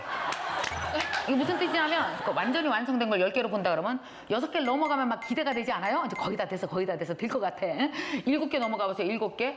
8개면 이제 거의 다 됐다고 안심을 하죠. 꼭 요때 망해요. 사람 미치겠는 거예요. 이 2개를 남겨놓고 나서 다 되려고. 제가 이제 사실은 뭐 제가 1년에 한 번씩 공연을 하거든요. 그걸 일본에 가서 하려고 작정을 했고 그래서 다 시작을 한 거예요. 그래서 이제 잘 될 것 같다. 야, 꼭 한번 해보자. 야, 이제 예산 얼마 드나 알아봐. 그러면 저기 한국 기획사랑 계약을 하고 일본 기획사랑도 계약하고 거의 다 될 것 같지 않아요? 이제 우리 직원 일본으로 보내갖고 다 현지 상황 알아보고 자 본격적으로 마케팅 시작하고 돈 쏟아붓고 홍보하고 다 했거든요. 여기서 멈췄어요. 결국 공연을 여러 가지 사정 때문에 못 하게 됐는데 너무 속이 상한 거예요. 2개 놓고 멈췄다고. 이 2개만 있으면 되는데 여러분 이 2개를 뭐라고 부르는지 아세요? 실패라고 부르지 않아요. 실패도 그 내용을 찾아 들어가 보면요. 굉장한 구조를 갖고 있더라고요. 여러분 실패가 엄청난 구조적인 에너지를 갖고 있는 거 아세요? 그게 바로 우리가 나 데리고 사는 데 있어서 꼭 알아야 되는 그 첫 번째 법칙이 뭔지 아십니까? 오차의 법칙. 여러분 실패는 실패가 아니고요. 2개 모자른 성공이라고요. 2개만 있으면 성공하는 건데 이 2개를 뭐라 그래요? 오차라 그래요. 그러니까 무엇인가 멈출 수밖에 없어서 멈춘 거예요. 뭔가 내가 부족해서 멈췄건 그때 그 일이 되기에 뭔가 부족한 환경적 요소가 있어서 멈췄건 어쨌든 이 2개 때문에 8개에서 멈춘 거잖아요. 그래서 이거를 오차라고 불러요. 여러분 오차가 위대한 스승이에요. 얘가 나를 그렇게 가르치는 거예요. 김미경 욕심부렸어. 그렇게 티켓을 해서 공연으로 갈 게 아니라 일본에 있는 한인들이랑 친해져야 되잖아. 그럼 1년에 한 3-4번 가서 이렇게 20명, 30명 모여놓고 무료로 사람들 놓고 그냥 과자 먹으면서 얘기도 하고 이렇게 친근하게 한 5년 했다가 했으면 얼마나 잘 됐겠니? 근데 왜 처음부터 무리하게 한 거야? 정말 이 오차가요 망한 게 위대한 스승이더라고요. 아주 나를 진하게 가르치던데요. 그래서 얘한테 정말 많이 배웠어요. 저는 그래서 이 오차를 뭐라고 부르느냐? 다른 거 해보라는 가이드 메시지. 공무원 시험 봤는데 떨어졌어. 그러면 뭐예요? 시작. 다른 거 해보라는 가이드 메시지. 막 그 집 살라고 거의 다 계약됐었는데 계약이 안 됐어. 어떤 거예요? 요번에 살면 안 된다는 가이드 메시지. 딴 집 사보라는. 여러분 이런 식으로 중요한 게 뭔지 아십니까? 사건이 문제가 아니고 해석이 중심인 것 같아요. 그 해석을 누가 해요? 내 몸이 하죠. 그러니까 몸이 지혜로울수록 어때요? 행복하게 살 수밖에 없는 거죠. 이 2개한테 정말 제가 아주 많이 배웠거든요. 여러분 살면서 실패 많이 하죠. 실패 많이 하죠. 앞으로는 저 따라서요. 나 실패했어. 시작. 나 실패. 그렇게 말하지고 어머 이거 오차야. 시작. 어머 이거. 오차야라고 생각하세요. 실패는 없어요. 실패 안에 어떤 에너지가 있는지 같이 한번 지금 볼까요? 여러분 혹시 스키 배워봤어요? 저는 스키를 정말 늦게 배웠어요. 40이 훨씬 넘어서. 제가 시골 출신이잖아요. 서울 애들은 막 스키 타러 가더라. 그때 막 제가 보면서 부럽다. 나도 돈 벌어서 나 꼭 스키 타러 갈 거야. 근데 되게 후에 40이나 넘어서 타러 갔거든요. 그래서 제가 나름대로 그냥 탄 게 아니라 코치한테 꼬박꼬박 갈 때마다 제대로 배웠어요. 그래야 잘 탄다 그러더라고. 그래서 배웠더니 거의 스키 신동 났었어요. 얼마나 잘 타는지 알아요? 한 번도 안 넘어지고 막 A자로 막 정교하게 한 번도 안 넘어지고 얼마나 잘 탔는데. 그리고 이듬해 또 스키를 타러 간 거예요. 이제 조금 실력을 업그레이드 해야 되잖아요. 그때 저 스키 가르쳐준 선생님이 뭐 국가대표 선수 출신 코치였는데 나보고 한번 타보래요. 그래갖고 나 A자로 막 싹 내려왔어요. 이쁘게. 한 번도 안 넘어지고. 그랬더니 그 코치가 나한테 뭐랬지 알아요? 내려와서 근데 이렇게 타는 게 좋으세요? 에? 그래요. 아니 스키가 스피드 운동인데 한 번도 안 넘어지고 뭐 이렇게 타는 게 무슨 자랑이냐고. 그럼 어떻게 해요? 그러니까 스피드를 제어를 하시려면 이렇게 엣지를 탁탁 넣어갖고 제어를 하래요. 그래갖고 얼마나 열심히 탔는데 정말 그 해겨울에 스키 그만두려고 그랬어요. 너무 넘어지니까. 했다 하면 넘어져. 그날도 넘어지지, 다음 날도 또 넘어지지, 쉬지 않고 넘어지면서 막 어떤 느낌이 들었냐면요. 이런 생각까지 했어요. 나는 운동 소용에 소질이 없나 봐. 더러워. 이제 스키 그만둬야 되겠다. 그래서 내가 정말 그만두려고 작정을 했어요. 여러분 그거 아세요? 실패 에너지가 극에 달하는 지점을 뭐라고 그래요? 저 좀 따라하세요. 세 글자로. 슬럼프. 슬럼프. 예. 내가 내 실패를 보는 게 너무 힘들어서 더 이상 볼 수가 없어서 마음이 괴로운 지점을 슬럼프라고 그러고, 그리고 거기서 대부분 뭐예요? 좌절 내지는 그 다음 포기를 하죠. 그래서 저도 그만두려고 그랬어요. 그래갖고 스키 코치한테 가갖고 마지막으로 오늘 한 번만 레슨 받고 이제 저 그만하려고요. 그랬어요. 그랬더니 그러니까 알았어요. 한 번만 마지막으로 타세요. 그 타는데 나 너무 놀랬잖아. 나 왜 이렇게 잘 타? 왜 이렇게 잘 타? 막 그냥 완전히 막 너무 잘 타는 거야. 한 번도 그래갖고 내가 놀래갖고 밸런스도 딱 잡혀갖고 리듬을 타는 거예요. 그래서 안 이랬었는데 저번 주만 해도 나 오늘 왜 이러죠? 그랬더니 스키 코치가 나한테 하는 말이 그렇게 넘어졌으니까 당연히 잘 타죠 오늘. 여러분 제가 그날 무슨 에너지로 부드럽게 탔는지 아세요? 무슨 에너지? 실패 에너지 갖다 쓴 거 아세요? 자 보십시오. 실패란 봐요. 2개 모자른 성공이에요. 내가 왜 넘어졌을까요? 그때는 다 됐는데 다 됐어. 막 몸으로 익히는 중에 다 됐는데 꼭 2개가 모자라갖고 8개였었잖아. 그래서 자꾸 넘어진 거예요. 그래서 그날은 나의 뭐만 봐요? 8개까지만 보죠. 2개를 볼 수가 없어요. 왜냐? 그건 일주일 후에 일어날 일이거든. 2개를 볼 수가 없어요. 왜요? 내년에 일어날 일이거든요. 근데 우리가 미래를 알 수 없죠? 그래서 8개에서 다 멈춘다니까요. 얼마나 아까워요. 여러분 그렇게 넘어졌을 때 사람의 에너지가 없을 것 같아요? 실패에 얼마나 많은 에너지가 있는지 알아요? 성공보다 사실은 실패의 에너지가 더 많아요. 2개 모자르고 딱 8개는 다 여기 있다고요. 그 사람 누구나 다 실패 창구가 있습니다. 김현우 아나운서는 전 아나운서 할 때 MC 봤을 때 실패 엄청 많이 했을 거예요. 그죠? 막 자기만 하는 실수가 많죠. 그죠? 근데 어때요? 나이가 들수록 MC 사회를 잘 보는 이유는 뭔지 아세요? 내 20년 동안 쌓아오는 실패 창고 2개 모자라서 8개에서 멈춘 거를 갖다가 오늘 2개랑 합쳐서 10개, 8개, 2개, 10개, 8개, 2개, 10개 다 이렇게 된다니까요. 그래서 되게 웃긴 거 하나 말씀드리면 제가 이렇게 영업하는 회사 강의 많이 나가잖아요. 왜 있잖아요. 뭐 보험회사나 막 이런 데 가보면은 1년에 한 번씩 시상식 할 때 뭐 연봉 막 엄청 받는 사람들 막 드레스 나와서 다 이러고 나와서 시상식 하잖아요. 그런 사람들 공통점 알려드려요? 다 20년 됐어요. 최소 15년 됐어요. 15년이나 20년 이하가 드물어요. 그리고 또 그런 사람들 특징 뭔지 아세요? 가서 이렇게 인터뷰 해보잖아요. 그럼 막 성격 와글와글하고 적극적이고 막 영업 잘할 것 같은 사람 한 명도 없다? 대부분 다 어떤지 아세요? 다 조용하고 부드럽고 우유부단해요. 그래서 그만둘 시기를 계속 놓친겨. 때려쳐야 되는데 때려쳐야 되는데 그만해야 돼. 됐어 뭐 딴 거 한다고 조금 더 해봐 조금 더 해봐 조금 더 해봐 이래다가 어떻게 되는지 아십니까? 자기도 모르는 사이에 20년간 자기가 한 실패 창구에 8개가 엄청 쌓인 거예요. 뭐 매일같이 노력을 했겠죠. 근데 안 된 것들이 너무 많겠죠. 될래다 만 것들. 그래서 실패를 뭐라고 부르는지 아세요? 2개 모자란 성공. 성공 직전 변환 에너지라고요. 그래서 이렇게 실패가 너무너무 중요해요. 다시 한번 해보세요. 저랑 춤을 춥시다. 실패춤 시작. 8개, 2개, 10개 시작. 8개, 2개, 10개. 8개, 2개, 10개. 8개, 2개. 이게 안 돼요, 손이? 될 거예요. 실패 많이 하다 보면 어느 순간 숙달돼서 완전히 되죠. 이것도 다 실패 에너지 갖다 쓰는 거예요.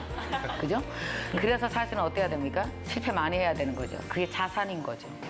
저도 이제 아이를 키우다 보니까 아이들이 그 어린 나이에 그때 실패를 겪게 되는 걸 부모로서 두고 봐야 하는 건지 아니면 그걸 옆에서 도와주고 실패를 하지 않게 조금은 제가 서포트를 해야 되는 건지 사실 그 사이에서 굉장히 갈등할 때가 많거든요. 선생님 생각 어떠신지. 그 아이 실패를 엄마가 대신하면요, 엄마 실패 창고에 실패가 쌓여요. 개 창고에는 안 쌓여요. 그래서 왜 되게 성공한 아이인데 실패 창고는 텅텅 빈 애가 있어요. 그런 애는 엄마 돌아가신 다음에 엄마랑 떨어진 다음에 혼자서 8개, 2개, 10개 할 게 없죠. 그러니까 끊임없이 실패를 안 하기 위해서 무엇인가 계속 투입돼야 되는 거죠. 그런 인생이 어디 있어요. 언젠가는 투입이 끊긴다고요. 늘 그럴 순 없으니까. 우리 애들도 뭐 되게 힘든 일 많이 겪은 애들 많거든요. 막 자퇴도 하고 막 힘들고 그랬는데 내가 자퇴했을 때는 우리 애한테 이런 말 해준 적이 있어요. 이 불행은 네 편이다. 되게 불행이 왔을 때는 역할이 있어서 온다. 그래서 이 불행 데리고 잘 살다 보면 나중에 더 나아질 거다라고 얘기했거든요. 나한테 온 인생의 많은 불행들, 속상한 일도요, 다 알고 보면 다 역할이 와서 있어서 왔더라고요. 이게 불행이잖아요. 되게 힘들고 큰 실패잖아요. 괜찮아, 괜찮아. 야, 봐. 네가 나중에 커서 엄청나게 훌륭한 뮤지션이 될 거야. 걔 음악하는 애거든요. 뮤지션이 될 거야. 왠지 알아? 네가 엄청나게 유명한 뮤지션도 안 될 건데 자퇴라는 사건이 왜 생겼겠니? 괜히. 이게 짝이 안 맞잖아, 짝이. 엄마가 엄마 친구 유명한 뮤지션들 물어봤더니 원래 뮤지션은 자퇴 정도 해야 나중에 먹어준대요. 그러니까 이게 유명한 뮤지션이 되려고 이 사건이 생긴 거거든. 그러니까 너랑 엄마랑 인터뷰나 연습해. 네가 나중에 훌륭한 뮤지션이 됐어. 자, 인생의 가장 큰 터닝 포인트 뭐였죠? 시작. 자퇴. 그래. 그때 가장 큰 도움을 주신 분은 누구였죠? 시작. 엄마. 이거 다 했잖아. 그러니까 애들의 실패를 막을 수가 없어요. 미리 방지한다고 안 생기는 게 아니거든요. 생겨요. 근데 방지하려고 엄마가 그 일을 다 했으면 엄마 실패 창고에 있으니까 엄마 실력 되는 거다. 자기를 버릴 정도, 내 손을 놓을 정도의 실패가 아니잖아요. 애들이 하는 실패가. 그 옆에서 엄마는 그 실패를 했을 때 격려해주고 그 실패에서 오차랑 대화할 수 있게 도와주고 그게 개 창고에 쌓이도록 그게 자산인 걸 알게 해주면 될 것 같아요. 자산인 줄 몰랐을 때가 힘든 거지. 실패를 많이 하려면은 하시면 안 되는 게 있습니다. 그게 뭔지 아세요? 벤치마킹. 그것 좀 하지 말아요. 벤치마킹이 뭐예요? 잘된 사람 성공 포인트 1, 2, 3 갖다 쓰는 거죠. 그죠? 되게 궁금하지 않아요? 저 사람 어떻게 하다 강사가 됐대? 성공 포인트 1, 2, 3. 그래갖고 내가 아트 스피치 책 썼거든요? 보지 말아요. 어차피 읽어봤자 못해요. 왜 그런지 아세요? 잘난 척하는 게 아니고요. 잘 보세요. 저는 강의를 지금까지 24년을 했어요. 강의에 관한 한 나는 가장 실패를 많이 한 사람이 김미경이라고 생각해요. 가장 자주 했다면 실패를 가장 많이 했겠죠. 근데 어렸을 때 강의 처음 했을 때 내가 얼마나 정말 실패를 했는지 지금도 기억이 나는데 한 회사를 강의를 갔거든요. 근데 8시간 강의를 할 때가 있어요. 하루 종일 하는 강의가 있어요. 대신 강사료 싸요. 걱정하지 말고. 하루 종일 서서 강의를 하는 거예요. 워크샵 스타일로 뭐 토론도 하고 같이 나와서 얘기도 하고 이렇게 아침 9시부터 저녁 6시까지 하거든요. 그때 지금도 기억이 생생한데 내가 그 강의를 망쳤어요. 나 강의 옛날에 무지 많이 망쳤었어요. 근데 다니면서 망친 강의 돈 돌려드리고 싶었는데 써놓질 않아갖고 누군지 모르겠더라고요. 그래서 이제 강의를 하는데 느낌이 와요. 이 강의 망쳤다. 근데 강의 끝나고 나면은 이런 거 하거든요. 김미경 강사 강의 어땠나? 그럼 일 너무 잘했다. 이 그저 그렇다. 참 왜 불렀니? 뭐 이런 거 있거든요. 거기에 그저 그렇다 밑으로 평점이 맞춰져서 만약에 평균 점수 80점 이하면 그 회사는 다시는 강의를 못 가게 돼 있어요. 그걸 끌어올려야 되거든요. 어떻게든지. 근데 이미 망쳤어. 사람들이 막 내 강의에 관심도 없고 내가 왜 강의 준비 이렇게 했을까? 이 얘기 안 했는데 내가 먹히는 느낌이더라고. 이거 큰일 났다, 큰일 났다. 방법이 없잖아요. 그거 어떻게 했는지 아세요? 쉬는 시간마다 8시간 동안 화장실 한 번도 안 갔어요. 쉬는 시간 50분 하고 10분 쉬고 50분 하고 10분 쉴 때 그 10분 동안 그 사람들 의자 옆에 가서 앉는 거예요. 어머 그러셨어요. 어머 애기 누느냐고 힘들었겠다. 어머 그러고 직장 다니냐고 얼마나 힘들어. 이렇게 인간적으로 친해져야 그저 그렇다에 동그라미를 안 칠 거 아니에요. 나중에 어떤지 아세요? 이런 얘기 해도 되나 방송에서 정말 오줌부가 터질 것 같아요. 막 눈물이 날 정도로 끝까지 참고 1분 1초를 아껴서 막 40명이랑 다 인간관계를 맺고 운전을 딱 하고 오잖아요. 그러면 빨리 휴게소 나타나. 나 화장실 가야 돼. 화장실 가야 돼. 그러잖아요. 화장실 휴게소 화장실에 딱 앉아갖고 막 눈물이 펑펑 나 미치겠다. 나 강의에 실력이 없나 봐. 이러고 얼마나 많이 울었는지 알아요? 그런 날이 무진장 많았어요. 초기에. 완전 다 실패였다고요. 그렇게 해서 계속 하나하나 쌓아나가고 또 쌓아나가고 이러면서 사실 지금까지 왔거든요. 진짜 힘은 거기서 나왔다는 거 모르시겠어요?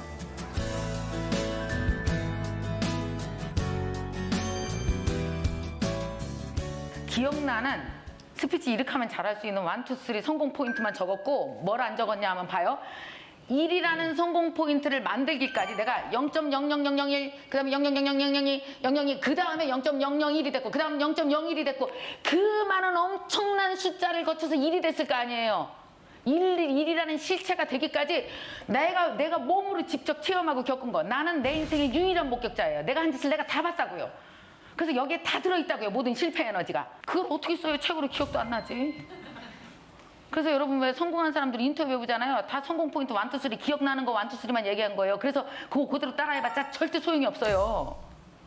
그래서 진짜 믿어야 될 거는 남들의 성공 포인트 1, 2, 3가 아니라 뭐예요? 내 0.1을 믿어야 되는 거지. 내 0.01을 믿어야 되는 거지. 다 이 몸이 해내는 일이지. 그래서 여러분은 어떤지 아십니까? 0.001, 002만큼 크기 때문에 세상에 나는 드럽게 느려 터진 것 같은 거예요. 남들은 금방 되는 것 같고. 맞죠? 남들은 그렇잖아요. 어머 어떻게 10년 만에 그렇게 됐대 얘. 그 사람한테 가서 물어보세요. 매일매일 얼마나 많은 소수점을 지나왔는지. 근데 나는 어때요? 어제 오늘 비교해보면 0.01에서 0.02로 갔어요. 이게 무슨 성장이야. 그래서 이 세상에서 제일 어려운 게 뭔지 아십니까? 느려 터진 나 사랑하고 기다리는 게 엄청 힘든 거예요. 그래서 사람들이 좌절과 포기를 잘하는 거예요. 그래서 나는 좌절 포기 잘하고 남들은 안 하는 거 같지? 아니요. 그들도 무수히 했고 그거 지나서 거기까지 간 거예요. 그래서 사실은 우리가 이렇게 넘어지고 막 안 하고 속상하고 잘 안 풀리고 막 이러는 거 있잖아요. 이러는 것 자체가 다 뭐야? 나한테 되게 좋은 에너지예요. 내가 해냈다는 뜻이야. 그게 해냈다는 뜻이에요. 현욱 씨 한번 올라와 봐요 여기. 저요? 응. 남자가 해야지 치마 입은 여자가 할 수가 없어갖고. 올해 잘 안 풀렸어요? 넘어가시죠. 근데 결혼은 안 해요? 해야죠. 여자는 만나봤어요? 네?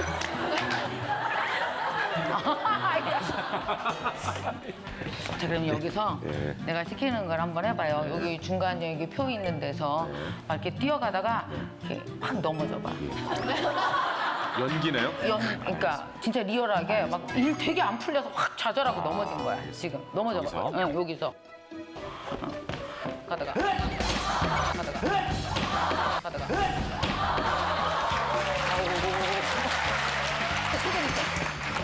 그대로 있어. 자, 봐봐. 현욱 씨 한번 저기 봐봐. 네. 저 따라서 해봐요. 넘어진 만큼 왔구나. 아니, 하라니까 여기서. 여러분 이해하셨어요? 다 알았죠? 현욱 씨 따라서 해봐요. 넘어진 만큼 왔구나. 시작. 넘어진 만큼 왔구나. 그렇죠.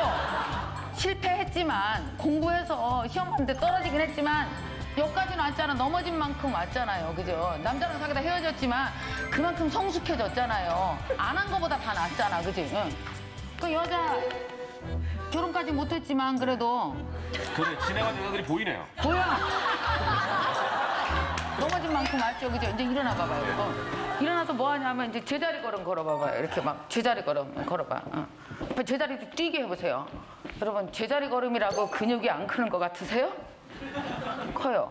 일이 되게 안 풀리고 모르겠어요. 나 요새 완전 제자리 걸음이에요. 이렇게 앞서서 나가는 일도 하나도 없고 뭔지 아세요? 제자리 걸음일 때도 근육이 큰다? 이거 나중에 다 써먹어요. 근육이 튼튼해졌어요. 그래 이제 무거운 거 들어봐. 이제 무거운 거 든다고 생각해. 근데 나를 들으면 제일 좋긴 하겠지만 무거운 거 들어봐요. 아우 무거워라 해봐. 시작. 아유 무거워라. 아유 무거워. 아이고. 이거 무거운 걸 들잖아요. 그러면 힘이 든 만큼 힘이 생기는 거 아세요? 우리가 헬스클럽 가서 왜 무거운 거 들어요? 일부러 막 무거운 거 들잖아. 헬스클럽 가서 뭐 하려고 그래? 힘이 생기려고 그러지. 힘이 생기려고. 그러니까 어때요? 사실은 우리가 살면서 힘이 든다는 건 힘이 생기고 있다는 뜻이에요. 인간관계 때문에 힘이 무지 들고 직장 상사랑 매우 속상하다는 건 그거에 대해서 힘이 생기고 있다는 뜻이죠. 애들 기르느냐고 너무 힘들다는 건 그걸로 인해서 애들을 기르는 지혜가 생기면서 힘이 생기고 있다는 뜻이죠. 이렇게 나 데리고 사는 데 있어서 내 몸이 저지르는 실패를 해석할 수 있는 힘이 있어야 되는 것 같아요. 그냥 좌절하고 그냥 멈추면 여기서 무엇인가 우리가 찾아낼 수 없으면 그 다음으로 넘어갈 수가 없잖아요. 다음 장으로 넘어가기 위해서는 실패한 장에서 내가 해석을 잘하고 얻을 걸 얻어야 되거든요. 우리가 실패하자고 그랬잖아요. 실패 학교 다니는 거 무서워하지 마세요. 여러분 운전면허증 있어요? 네. 있는데 운전 못하는 사람 많죠? 많아요. 이렇게 면허증은 있고 운전은 못해. 왜 그런지 아세요? 실패 학교 안 들어가서. 그 면허증 들고 어디로 들어가야 돼요? 도로로 나가야 되죠. 그 실패 학교 딱 들어가야 돼. 운전 딱 해달라고 했을 때 이렇게 운전을 하고 나갔더니 막 옆차가 딱 내 옆에 오는 거 같아. 어머 저참에 나한테 와. 아니요 너만 그렇게 생각한겨. 아무도 네 옆에 안 갔어. 그래갖고 놀래갖고 부산까지 가잖아. 나가지 못해갖고. 실패 학교가 중요하다는 거예요. 여러분 대표적으로 실패 학교 나온 사람이 누구예요? 백종원 씨요. 아유 보세요. 그래서 백주부라고 하는 거예요. 주부랑 똑같잖아요. 주부랑 똑같잖아요. 무슨 뭐 엄청난 요리에 관련된 학교를 나왔어요. 아니면 무슨 엄청 요리에 관련된 자격증이 있어요. 그냥 막 열심히 자기 혼자 집에서 똑같은 요리를 요렇게도 해보고 저렇게도 해보고 요렇게도 해보고 실패 학교를 어마어마하게 오래 다니신 분 아니에요. 그러니까 그 요리가 다 나오죠. 우리 주부들도 집에 있으면은 실패 학교 를 다닐 수 있죠. 요리에 관한 한. 그죠? 계속 요리를 하면 되지. 근데 우리는 하기 싫잖아. 그러니까 하기 싫어서 남편한테 전화하는 거잖아요. 5시에. 몇 시에 와? 밥은? 이게 주려고 물어보는 건 아니에요. 그냥 먹었나 확인하는 겨. 먹었나? 뭐한테 배워요? 가장 위대한 스승은 내 실패예요. 왜냐? 8개까지 됐고 2개 모자라서 멈췄으니까 가이드 메시지라고 그랬죠. 얘가 시키는 대로 다음날 해보면 또 채워지고 또 실패가 2개 남으면 또 채우고 이러다 보면 완성도가 엄청 높아지는 거잖아요. 그래서 백종원 씨 보세요. 이렇게 맛이 맛이 안 나지? 그러면 설탕 넣고 그래도 맛이 안 나네? 그 설탕 넣고 그게 자꾸 설탕 넣게 된 거지. 그래서 어때요? 요리를 배운 과정이나 설명하는 과정이 어떻습니까? 너무 친근하지 않아요? 꼭 우리 부엌에서 일어나는 거랑 똑같아. 여러분, 내가 좋아하는 일, 내가 하고 싶은 일이 있으면 어떻게 해야 된다? 실패 학교로 들어가야 된다. 그리고 뭐 해야 돼요? 그 실패를 좌절로 해석하지 말고 뭘로 해석한다? 오차로 해석해야 된다. 오차로 생각해서 위대한 스승이 어디 있어요? 실패한 내 몸 안에 있죠. 어제 한 번 실패하면 스승 하나가 잘하는 거예요. 그래서 여러분, 나이가 36이면 360명 스승이 몸 안에 있고 제가 53이니까 53이면 우리 530명이고 어머니는 어떻게 되세요 혹시? 700명이시래요. 700명이세요 스승이? 그러니까 우리한테 다 이렇게 스승이 있다는 거 아시고 다시 한번 옆 사람한테 얘기해요. 우리 실패하자. 시작. 실패하자. 좋아요. 이제 2번째 법칙으로 넘어갈까요? 2번째 법칙은 내가 무엇인가 도전해서 잘 안 되는 실패에 대해서 분명히 해석하고 나를 다독거리고 넘어가 줄 것. 2번째 다독거렸으면 어떻게 해야 돼? 뛰어야 되잖아요. 그죠? 그러니까 내 꿈을 위해서 내가 막 나가는 힘이 있어야 돼요. 무엇인가 생성해내는 무엇인가가 내 몸 안에 다 있거든요. 자, 이 생성의 법칙에 대해서 한번 얘기할 텐데 일단 옆 사람한테 뭘 물어보냐면 3년 안에 꼭 해보고 싶은 거. 3년 안에 되고 싶은 거, 해보고 싶은 거 있잖아요. 뭐 여행 가고 싶다, 뭐 살 빼고 싶다, 집 짓고 싶다, 뭐 있죠? 자, 그러면은 뭐 하고 싶은지 우리 물어볼까요? 우선 뭐 하고 싶으세요, 김상중 씨는? 저는 3년 안에 저는 그 바이크를 타거든요. 유라시아 대륙횡단을. 유라시아 대륙횡단을 바이크로 하신다고요? 그렇죠. 그러니까 러시아에서부터 이야. 포르투갈까지 동쪽의 끝에서 서쪽의 끝까지. 이야. 따라가고 싶어요. 체력이 엄청나야 되잖아요. 그렇죠. 보통 한 3개월 걸리죠. 엄청난. 3개월 동안. 이야, 좋아요. 그럼 할리 씨는 뭐 하고 싶어요? 저는 3년 안에 제 맘대로 살고 싶어요. 제가 네. 이제 17년의 육아를 끝내고 아이고. 어느 날 이번 방학에 보니까 아들이 키가 180인데 저보다 큰 어른이 집에 이렇게 있는 거예요. 그러니까 네. 난 그동안 뭐 했지? 진짜 어떤 어른이? 육아를 한 줄 알았는데 아이도 다 없어졌고. 그렇지. 예, 제가 이렇게 있는데 이제는 이제 뭐 어떤 부모나 주부나 뭐 이런 거에서 다 벗어나서 내 마음대로 좀 내 자신을 찾아보고 싶고 막상 이렇게 생각하니까 뭘 잘했는지 뭐가 하고 싶은지 안 떠오르는 거예요. 그래서 제가 이렇게 뭐 하고 싶냐 물어보면 탁탁 얘기한다라는 건 무슨 뜻인지 아세요? 생명이 건강하다는 뜻이에요. 자기 생명이 되게 건강해. 사람들은요, 보세요. 살아있는 모든 생명체는 가만히 있어도 꿈을 지어내요. 꿈이 별게 아니에요. 뭐 유명해져, 성공해져, 이게 꿈이 아니라, 거기 되게 괜찮은 무슨 레스토랑 생겼대, 음식점 생겼대. 거기 가서 자기랑, 여보, 거기 가서 우리 꼭 먹자, 이번 여름에. 에? 꿈이에요. 살아있는 생명은 자기 자신을 사랑해요. 자기를 사랑하니까 얼마나 자기를 사랑하면 그렇게 맛있는 데 끌고 가서 먹이고 싶겠어. 그러잖아요. 지금 소미 씨, 우리 가족들 다 같이 여행 좀 한번 가면 좋겠어요. 얼마나 가족을 사랑하고 나를 사랑하면 나를 끌고 이렇게 여행을 가고 싶겠어요. 이게 생명이 건강하다는 뜻이 뭔지 아세요? 하고 싶은 게 있는 게 건강한 거예요. 근데 생명이 건강하지 않을 수 있어요. 그럼 하고 싶은 게 없어요. 생명이 병이 나면 몰라요. 하고 싶은 거 하나도 없고. 뭐 하고 싶은 거? 됐어요. 하고 싶은 게 뭐 있어? 먹고 싶은 거? 없어요. 먹고 싶은 거. 그냥 있을래요. 여러분, 그냥 있으면 얼마나 슬퍼지는지 알아요? 아무것도 안 하고 집에서 이렇게 한 일주일 그냥 계속 할 일 없이 계속 있어 본 적 없어요? 뭐 하고 싶은 것도 없고 너무 쉬다가 슬퍼진 적 없어요, 몸이? 여러분, 몸이 너무 쉬잖아요. 내 몸이 방향을 모르고 쉬면 어떤지 아세요? 슬퍼져요. 몸이 얼마나 똑똑한지 알아요? 알아서 스스로 슬퍼져요. 그래서 몸이 알아서 슬퍼진 감정을 머릿속으로 이렇게 전달을 하잖아요. 그게 우울증이에요. 사실 우울증은 머리에서 먼저 온다기보다도 몸이 슬퍼지기 시작하는 거예요. 내 몸이 방향을 잃은 거지. 근데 생명이 살아있다는 건 뭐예요? 몸이 방향을 아는 거지. 여보, 거기 레스토랑 가서 우리 먹자. 이번 여름에 여름에 어디 가자. 우리 뭐 요번에 집 짓자. 나 요번에 시험 봤었고, 나 그렇게 학교 제대로 못 다닌 거, 그래서 공부하는 거 너무 속상해. 방통대 꼭 들어가자. 몸이 막 방향을 알아서 가는 게 이게 꿈이라니까요. 근데 방향이 없는 사람이 있어요. 초기 증상이에요. 내가 슬퍼하는구나. 내 몸이 슬퍼하는구나. 이 방향을 못 찾는구나. 초기 증상이에요. 그때는 어떻게 해야 되는지 아세요? 우세요. 할리 씨 많이 울어. 괜찮아. 막 울어. 여러분, 운다는 게 얼마나 좋은 뜻인지 알고, 운다는 건 뭐냐면 내가 내 안으로 깊이 들어가고 있다는 뜻이에요. 사람이 자기 안으로 깊이 들어가서 자기 사랑하지 않으면 눈물이 잘 안 나요. 깊이 들어가면 눈물이 나요. 나 왜 이러고 살았지? 애가 17년 크는 동안 나 뭐 했지? 중간중간 뭐 할 수도 있었을 텐데 왜 나는 그동안 의욕이 없었지? 왜 나는 나를 더 사랑해주지 않았지? 이렇게 울잖아요. 그러면 그게 다 울고 밑바닥에서 나를 만나게 돼 있어요. 그러면 다시 올라올 수 있어. 그 걱정하지 말아요.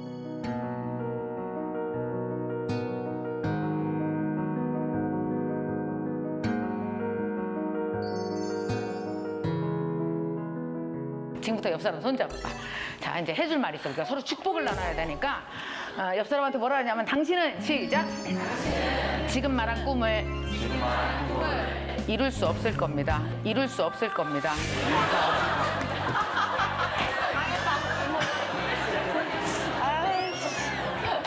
그러니까 승질내지 말고 잠깐 진정하시고 제 얘기를 들어보세요.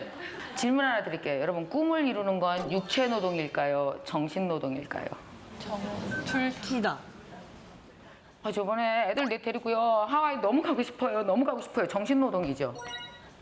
여러분, 정신 노동을 너무 심하게 하면 어떤지 아세요? 정신이 육체를 짓눌러요. 이것도 우울증이에요. 이불을 계속 뒤집어서 나 여행 가야 되는데 돈도 여태까지 뭐 했나 몰라. 돈 한 푼 안 모으고 그거 거기다 다 썼는지 모르겠어. 그리고 이 남자는 왜 이렇게 월급이 작아. 미치겠어. 왜 이렇게. 여러분 아시죠? 모든 여자들이 어떻게 생각해요? 모든 남편의 월급은 평생 200이 모자라요. 딱 200만 더 있으면 되는데 그렇게 매달 200이 모자라. 200만 원만 더 있었으면 좋았을 텐데. 그러면 내가 여행도 갔을 텐데. 어떤지 아십니까? 이불 속에서 계속 생각하잖아요. 그럼 어떻게 됩니까? 마음이 몸을 짓눌려서 몸을 못 일어나게 한다고요. 하루 종일. 그럼 내가 얘기했죠. 몸이 어떻게 한다고요? 알아서 슬픔을 수집하면 우울이라고요. 그게 몸이 슬퍼지기 시작한다는 거예요. 그래서 꿈을 이루는 건 뭔지 아십니까? 완벽히 육체 노동이에요. 움직여보세요. 얘가 해내는 일이에요. 여러분, 머리는 하나고 왜 몸의 부위가 더 큰지 아세요? 움직여봐. 시작. 이렇게 봐.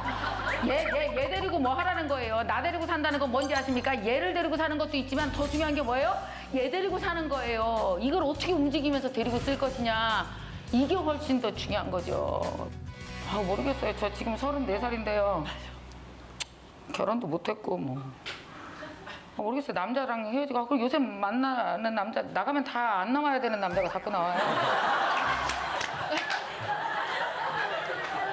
아 그리고 직장 생활 한 지 9년 됐거든요. 근데 모아놓은 돈도 별로 없고 그렇다고 무슨 영어 공부를 열심히 해서 뭐 어학을 제대로 하는 것도 아니고 뭐 커리어가 큰 것도 아니고 아 나 왜 이러고 사는지 모르겠어요. 엄청 속상해요 연말에. 여러분 뭐가 우울증인지 아세요?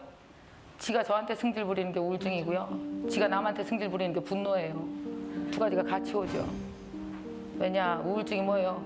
해내고 싶었던 나와 해내지 못한 나와의 싸움이에요. 내가 나한테 실망하는 거. 좌절도 뭐예요? 내가 나한테 하는 짓이에요. 좌절도. 그때 제일 좋은 방법은 비슷한 사람끼리 꼭 만나세요. 훨씬 덜 불안해. 이렇게 상태 비슷한 애들끼리 셋이 만나서 이렇게 맥주 한잔 하면서 막 이런 얘기 저런 얘기하면 아우 지지배들 상태 똑같아 나랑 똑같아 안 불안해. 훨씬 마음의 안정감이 막 찾아와. 그러면 그 중에 한 명이 되게 좋은 아이디어를 내. 야 여기서 우리 이럴 게 아니라 그거 가보자. 그거 진짜 잘 본대. 아, 가자 야 가자 빨리 와. 그래갖고 이제 셋이 막 찾아간다. 셋이 찾아가고 막 이렇게 무릎 꿇고 앉아. 제가 혹시 내년에 무슨 장사운 같은 거 있을까요? 내년에 대복이 있을까요? 내년에 무슨 공부운이 있을까요? 내년에 여행운이 있을까요? 내년에 무슨 직업 같은 거 찾을 운이 있을까요? 여러분요 저 좀 따라하세요. 나이 20살 넘으면 내 인생에 내가 잘 모르는 일은 안 벌어진다. 여행 못 가세요 내년에. 여행은 어떻게 가요? 시간 있고 돈 있어야 되죠. 시간도 모아야 되고 돈도 모아야 돼요. 2년간 그래야 가요. 공부 어떻게 해요? 갑자기 어떻게 공부할 마음이 뭐예요? 오늘부터 생각해서 3년간 해야지 맘먹고 막 계획 세우고 이래야다가 할 수 있는 거지. 그렇게 갑자기 생기는 일이 하나도 없어요. 이 세상에요. 갑자기 생기는 일은 뭐밖에 없어요? 불행밖에 없어요. 아프고 교통사고 나고 그건 생겨요. 왠지 아시죠? 우리가 자연의 일부잖아요. 나무랑 똑같잖아요. 아무리 착한 나무도 벼락 맞죠? 물밖에 안 먹어도. 사람도 아무리 착하게 살아도 생길 일은 다 생겨요. 손을 이렇게 하세요. 오른손을.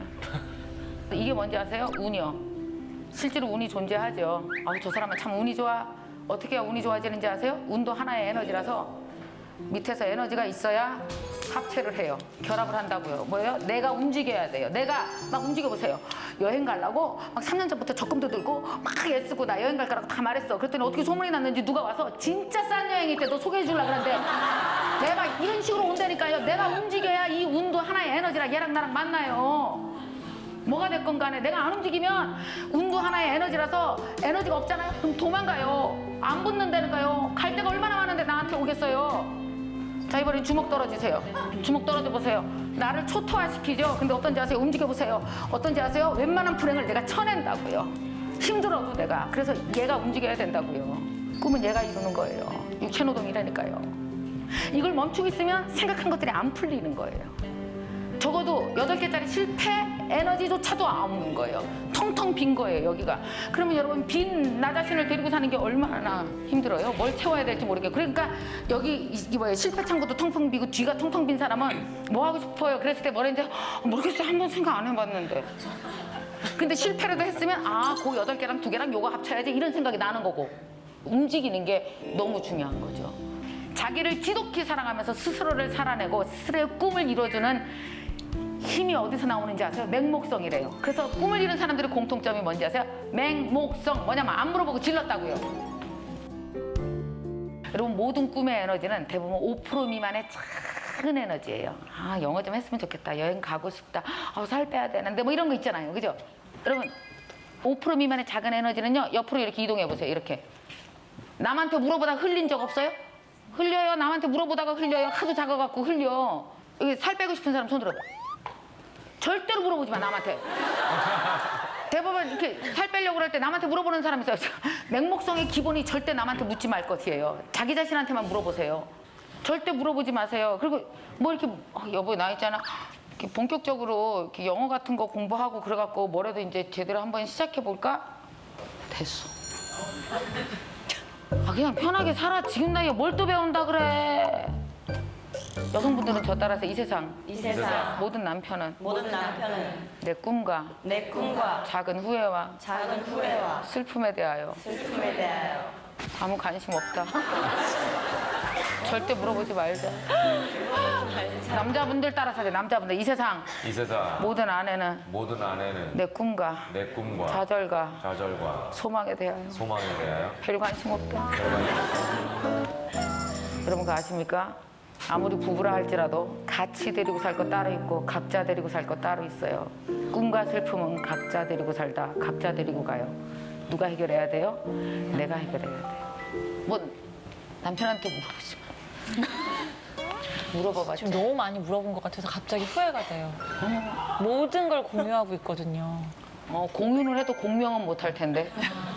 공유는 그렇다는 사실을 아는 것과 공명은 뭔지 아세요? 같은 감정으로 똑같이 아파하고 똑같이 꿈꾸고 똑같이 원하는 거예요. 그게 안 돼요, 인간이. 이게 나쁜 사람이라서가 아니에요. 봐요. 육체가 다르면 다른 육체 안에서 벌어지고 있는 사건에 대해서 똑같이 공명할 수 없는 거예요. 거기에 대해서 가장 좋은 결론은 누가 낼 수 있어요? 가장 잘하는 내가 있어요. 한번 보세요. 내가 공부할까 다시? 야 됐어. 너 나이가 뭐 60인데 반 들어오고 반 나가고 개코 안 나면 하지 마. 그는 내가 중학교만 졸업하고 엄마 아버지 너무 힘들어서 장사 도와드리고 그러냐고 공부 못한 게 얼마나 아픈지 그가 어떻게 공명을 해요? 내 육체 안에서 일어난 사건을 누가 알아요? 내가 제일 잘 알지? 내가 해야 되는 거예요. 내가 해야 되는 거예요. 저는 강의한 지가 이제 24년 됐잖아요. 24년 전에 저는 원래가 이제 음악을 전공을 했고 그래서 사실은 피아노 한 대 갖다 놓고 이 집 저 집 애들 데려다가 가르치면서 1명 가르치고 2명 가르치고 3명 가르치고 이러면서 처음에 일을 시작을 했어요. 돈을 버니까 너무 좋아갖고 이제 나가서 차려야 되나 말아야 되나 하고 있는데 정말 많은 분들이 도움을 주시더라고. 민원을 넣었어. 시끄럽다고. 정말 그 당시는요 얼마나 많이 울었는지 아세요? 어떻게 나한테 이럴 수가 있어. 좀 젊은 세대에 돈 벌다가 들었으면 좀 봐주지. 돈도 하나도 없는데 나 어떻게 나가서 학원 차려 어떻게 나가서 학원 차려 막 울었는데 여러분 어떤지 아십니까? 이 세상에요 얼마나 많은 내 인생에 딴지 거는 사람들이 써보면 은인인지 알아요? 그분들 안 했으면 큰일 날 뻔했어요. 계속 집에 있을 뻔했어요. 근데 막 밀어넣고 나가라고 하는 바람에 급하게 막 대출을 얻어갖고 학원을 차린 거예요. 다 대출이에요. 내 나이 27살에 처음으로 대출 얻었는데 너무 떨리는 거야. 대출금 무섭더라. 잠이 안 와. 그래갖고 맨날 내 새벽에 4시 반, 5시면 학원에 나가서 앉아있는 거예요. 애들 학생카드 보면서 큰일 났다. 얘 꼭 5만 원 들고 와야 되면서 이래야 월세 낼 수 있는데 너무 걱정돼서 잠이 안 와요. 내가요 CEO들이 왜 이렇게 아침 조찬 모임을 자주 하는지 알았잖아요. 다 잠이 안 와. 걱정돼갖고 월급 때문에. 그래서 다 이렇게 새벽에 나가서 같이 10명이 모여서 이렇게 밥 먹으면서 서로 얼굴 보면 상태 비슷하니까 덜 불안하니까 자꾸 나가서 밥 먹는 거예요. 그러고 이제 4시 반, 5시면 학원 나와서 앉아있고 이렇게 학생카드를 막 쳐다보고 이러잖아요. 그러면 학생카드 쳐다보다가 내가 그때 경험한 게 있잖아요. 같은 일 20년 하면은 알아내는 거. 직관. 기타리스트가 기타 막 치다가 보면 내 머리가 원하는 선율을 내 손이 어느새 0.001초 내에 치고 있는 것을 직관이라고 불러요. 이게 직관이에요. 그래서 직관은 육체 언어지 정신 언어가 아닙니다. 강수진 씨 발 봤어요? 발 봤어요? 어떻게 됐어요? 발레리나 강수진 씨 발. 사람 발바닥 아니에요. 다 뭉그러졌어요. 뭔지 아십니까? 내 머리가 원하는 턴을 내 발이 해내는 것. 이런 걸 직관이라고 그러죠. 그래서 발에 뇌가 이동한 거예요. 저는 한 20년 강의했더니 입으로 뇌가 이동한 것 같은. 같은 일 몇십 년 하면요. 그래서 아우라가 느껴지고 직관이 있기 때문에 그거거든요. 새벽에 가서 계속 학원에 앉아있으니까 몸이 똑똑해지는 거야. 그러니까 읽어낼 수가 있어. 학생 카드에서 음성이 들려. 얘 오늘 끊는다. 안 믿, 난 들었어요. 믿거나 말거나 난 들었다고. 그래서 그 집에 전화해갖고 뭐 절대 못 그만두게 하고 결국 어떻게 됐냐 하면은 제가 1년 반 만에 200명을 만들었거든요. 질문 하나 드릴게요. 여기서 되게 중요한 얘기를 하고 갈게요. 이거 내 꿈이에요? 내 생계예요? 생계. 내가 제일 싫어하는 게 피아노 레슨이에요. 내가 두 번째 싫어하는 게 애들이에요. 왜냐하면 장작 패는 소리 계속 나고 말도 더럽게 안 듣고 연습하라 그러면 계속 이러고 10번 연습하고 동그라미 10개 치라면 2번만 치고 나머지 다 8개 거짓말이고 그리고 아무리 레슨을 해도 하루 종일 피아노 학원에 앉아있어도 제대로 된 엘리제를 위하여를 단 한 번을 들을 수가 없어요. 정말 피곤해요. 저녁 때 되면 너무 힘들고. 내 생계예요. 근데 진짜 열심히 했어요. 나는 그렇게 하기 싫은 생계를 왜 열심히 했을까요? 27살 된 애 하나 난 내 생명 먹여 살리기. 이게 생계예요. 내 새끼 먹여 살리기. 이게 생계예요. 월세 그만 살고 전세 이사 가기. 이게 생계예요. 이거보다 더 중요한 꿈이 세상에 어디 있어요. 죽어라고 열심히 일했어요. 내 꿈은 아니었거든요. 요즘 젊은이들이 이런 얘기해요. 선생님 있잖아요. 이거 제 꿈 아니거든요. 저 이런 일 할 사람 아니거든요. 진짜. 나 이거 그냥 먹고 살려고 하는 거고요. 하기 싫은데 그냥 하는 거고 이게 생계고요. 먹고 살려고 하는 거고요. 이거 제 꿈 아니에요. 나 이런 일 할 사람 아니거든요. 막 이래. 막 울면서 막 서러워하면서. 근데 내가 조용히 불러서 손잡고 이렇게 말해.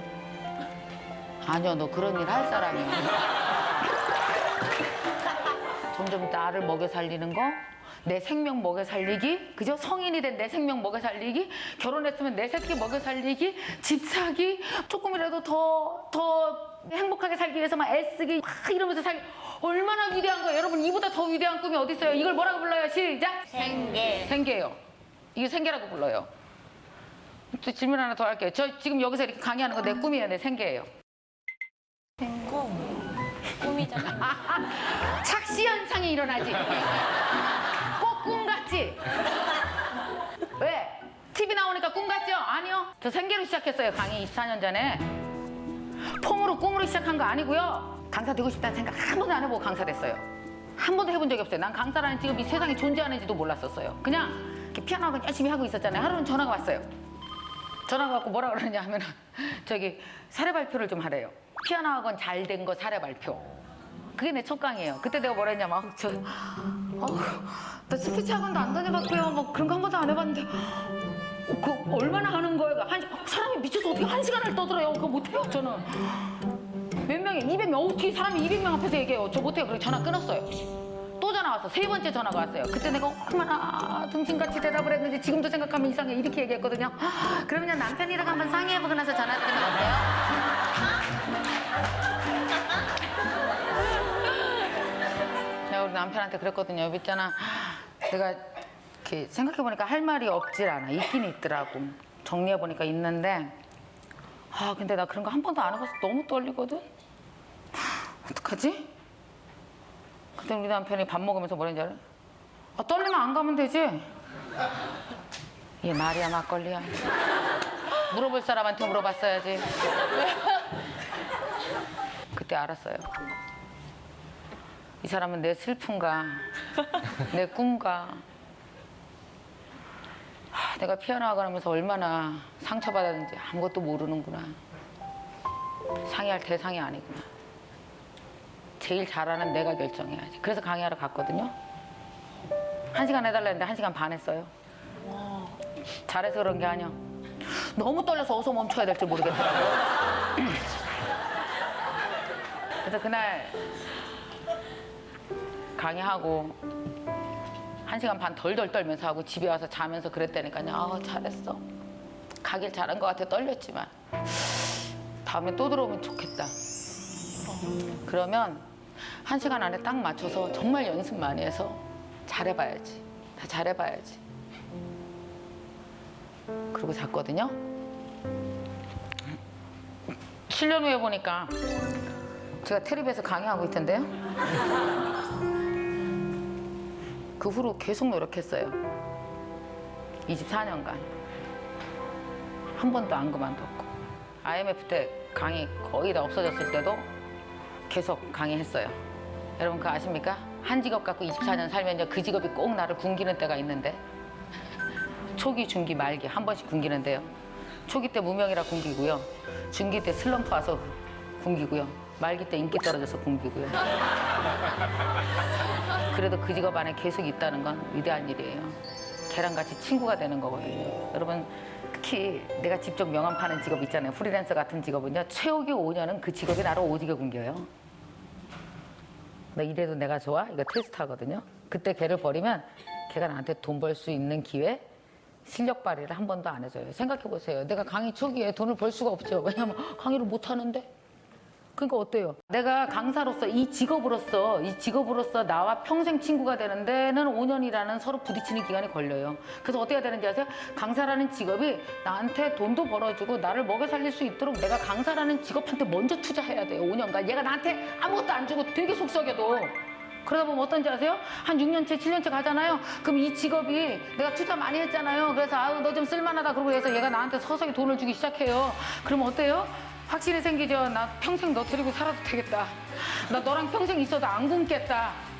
여러분, 너랑 평생 있어도 안 굶겠다라는 소망은 내가 주는 거예요. 그 직업한테. 직업이 나한테 주는 게 아니에요. 가만히 있어도. 그래서 똑같은 직업을 해도 먹고 사는 사람이 있고 똑같은 직업을 해도 내 소망, 그 직업이 나한테 소망을 줄 때까지 못 견디고 그만두는 사람이 있는 거죠. 저 24년간 죽어라고 열심히 했거든요. 이거 제 생계예요, 꿈이에요. 생계라니까요. 생계 3단계라고요. 생계는 생계인데 생계 3단계예요. 아세요? 생계 1단계가 뭡니까? 그냥 이렇게 안 죽을 만큼, 먹고 살 만큼. 그러다가 생계 2단계가 뭐예요? 나 진짜 여기서 실력 발휘하고 싶어. 나 정말 인정받고 싶어. 그래서 어떻게 해요? 죽기 살기 더 노력하는 거죠. 생계 3단계가 뭐예요?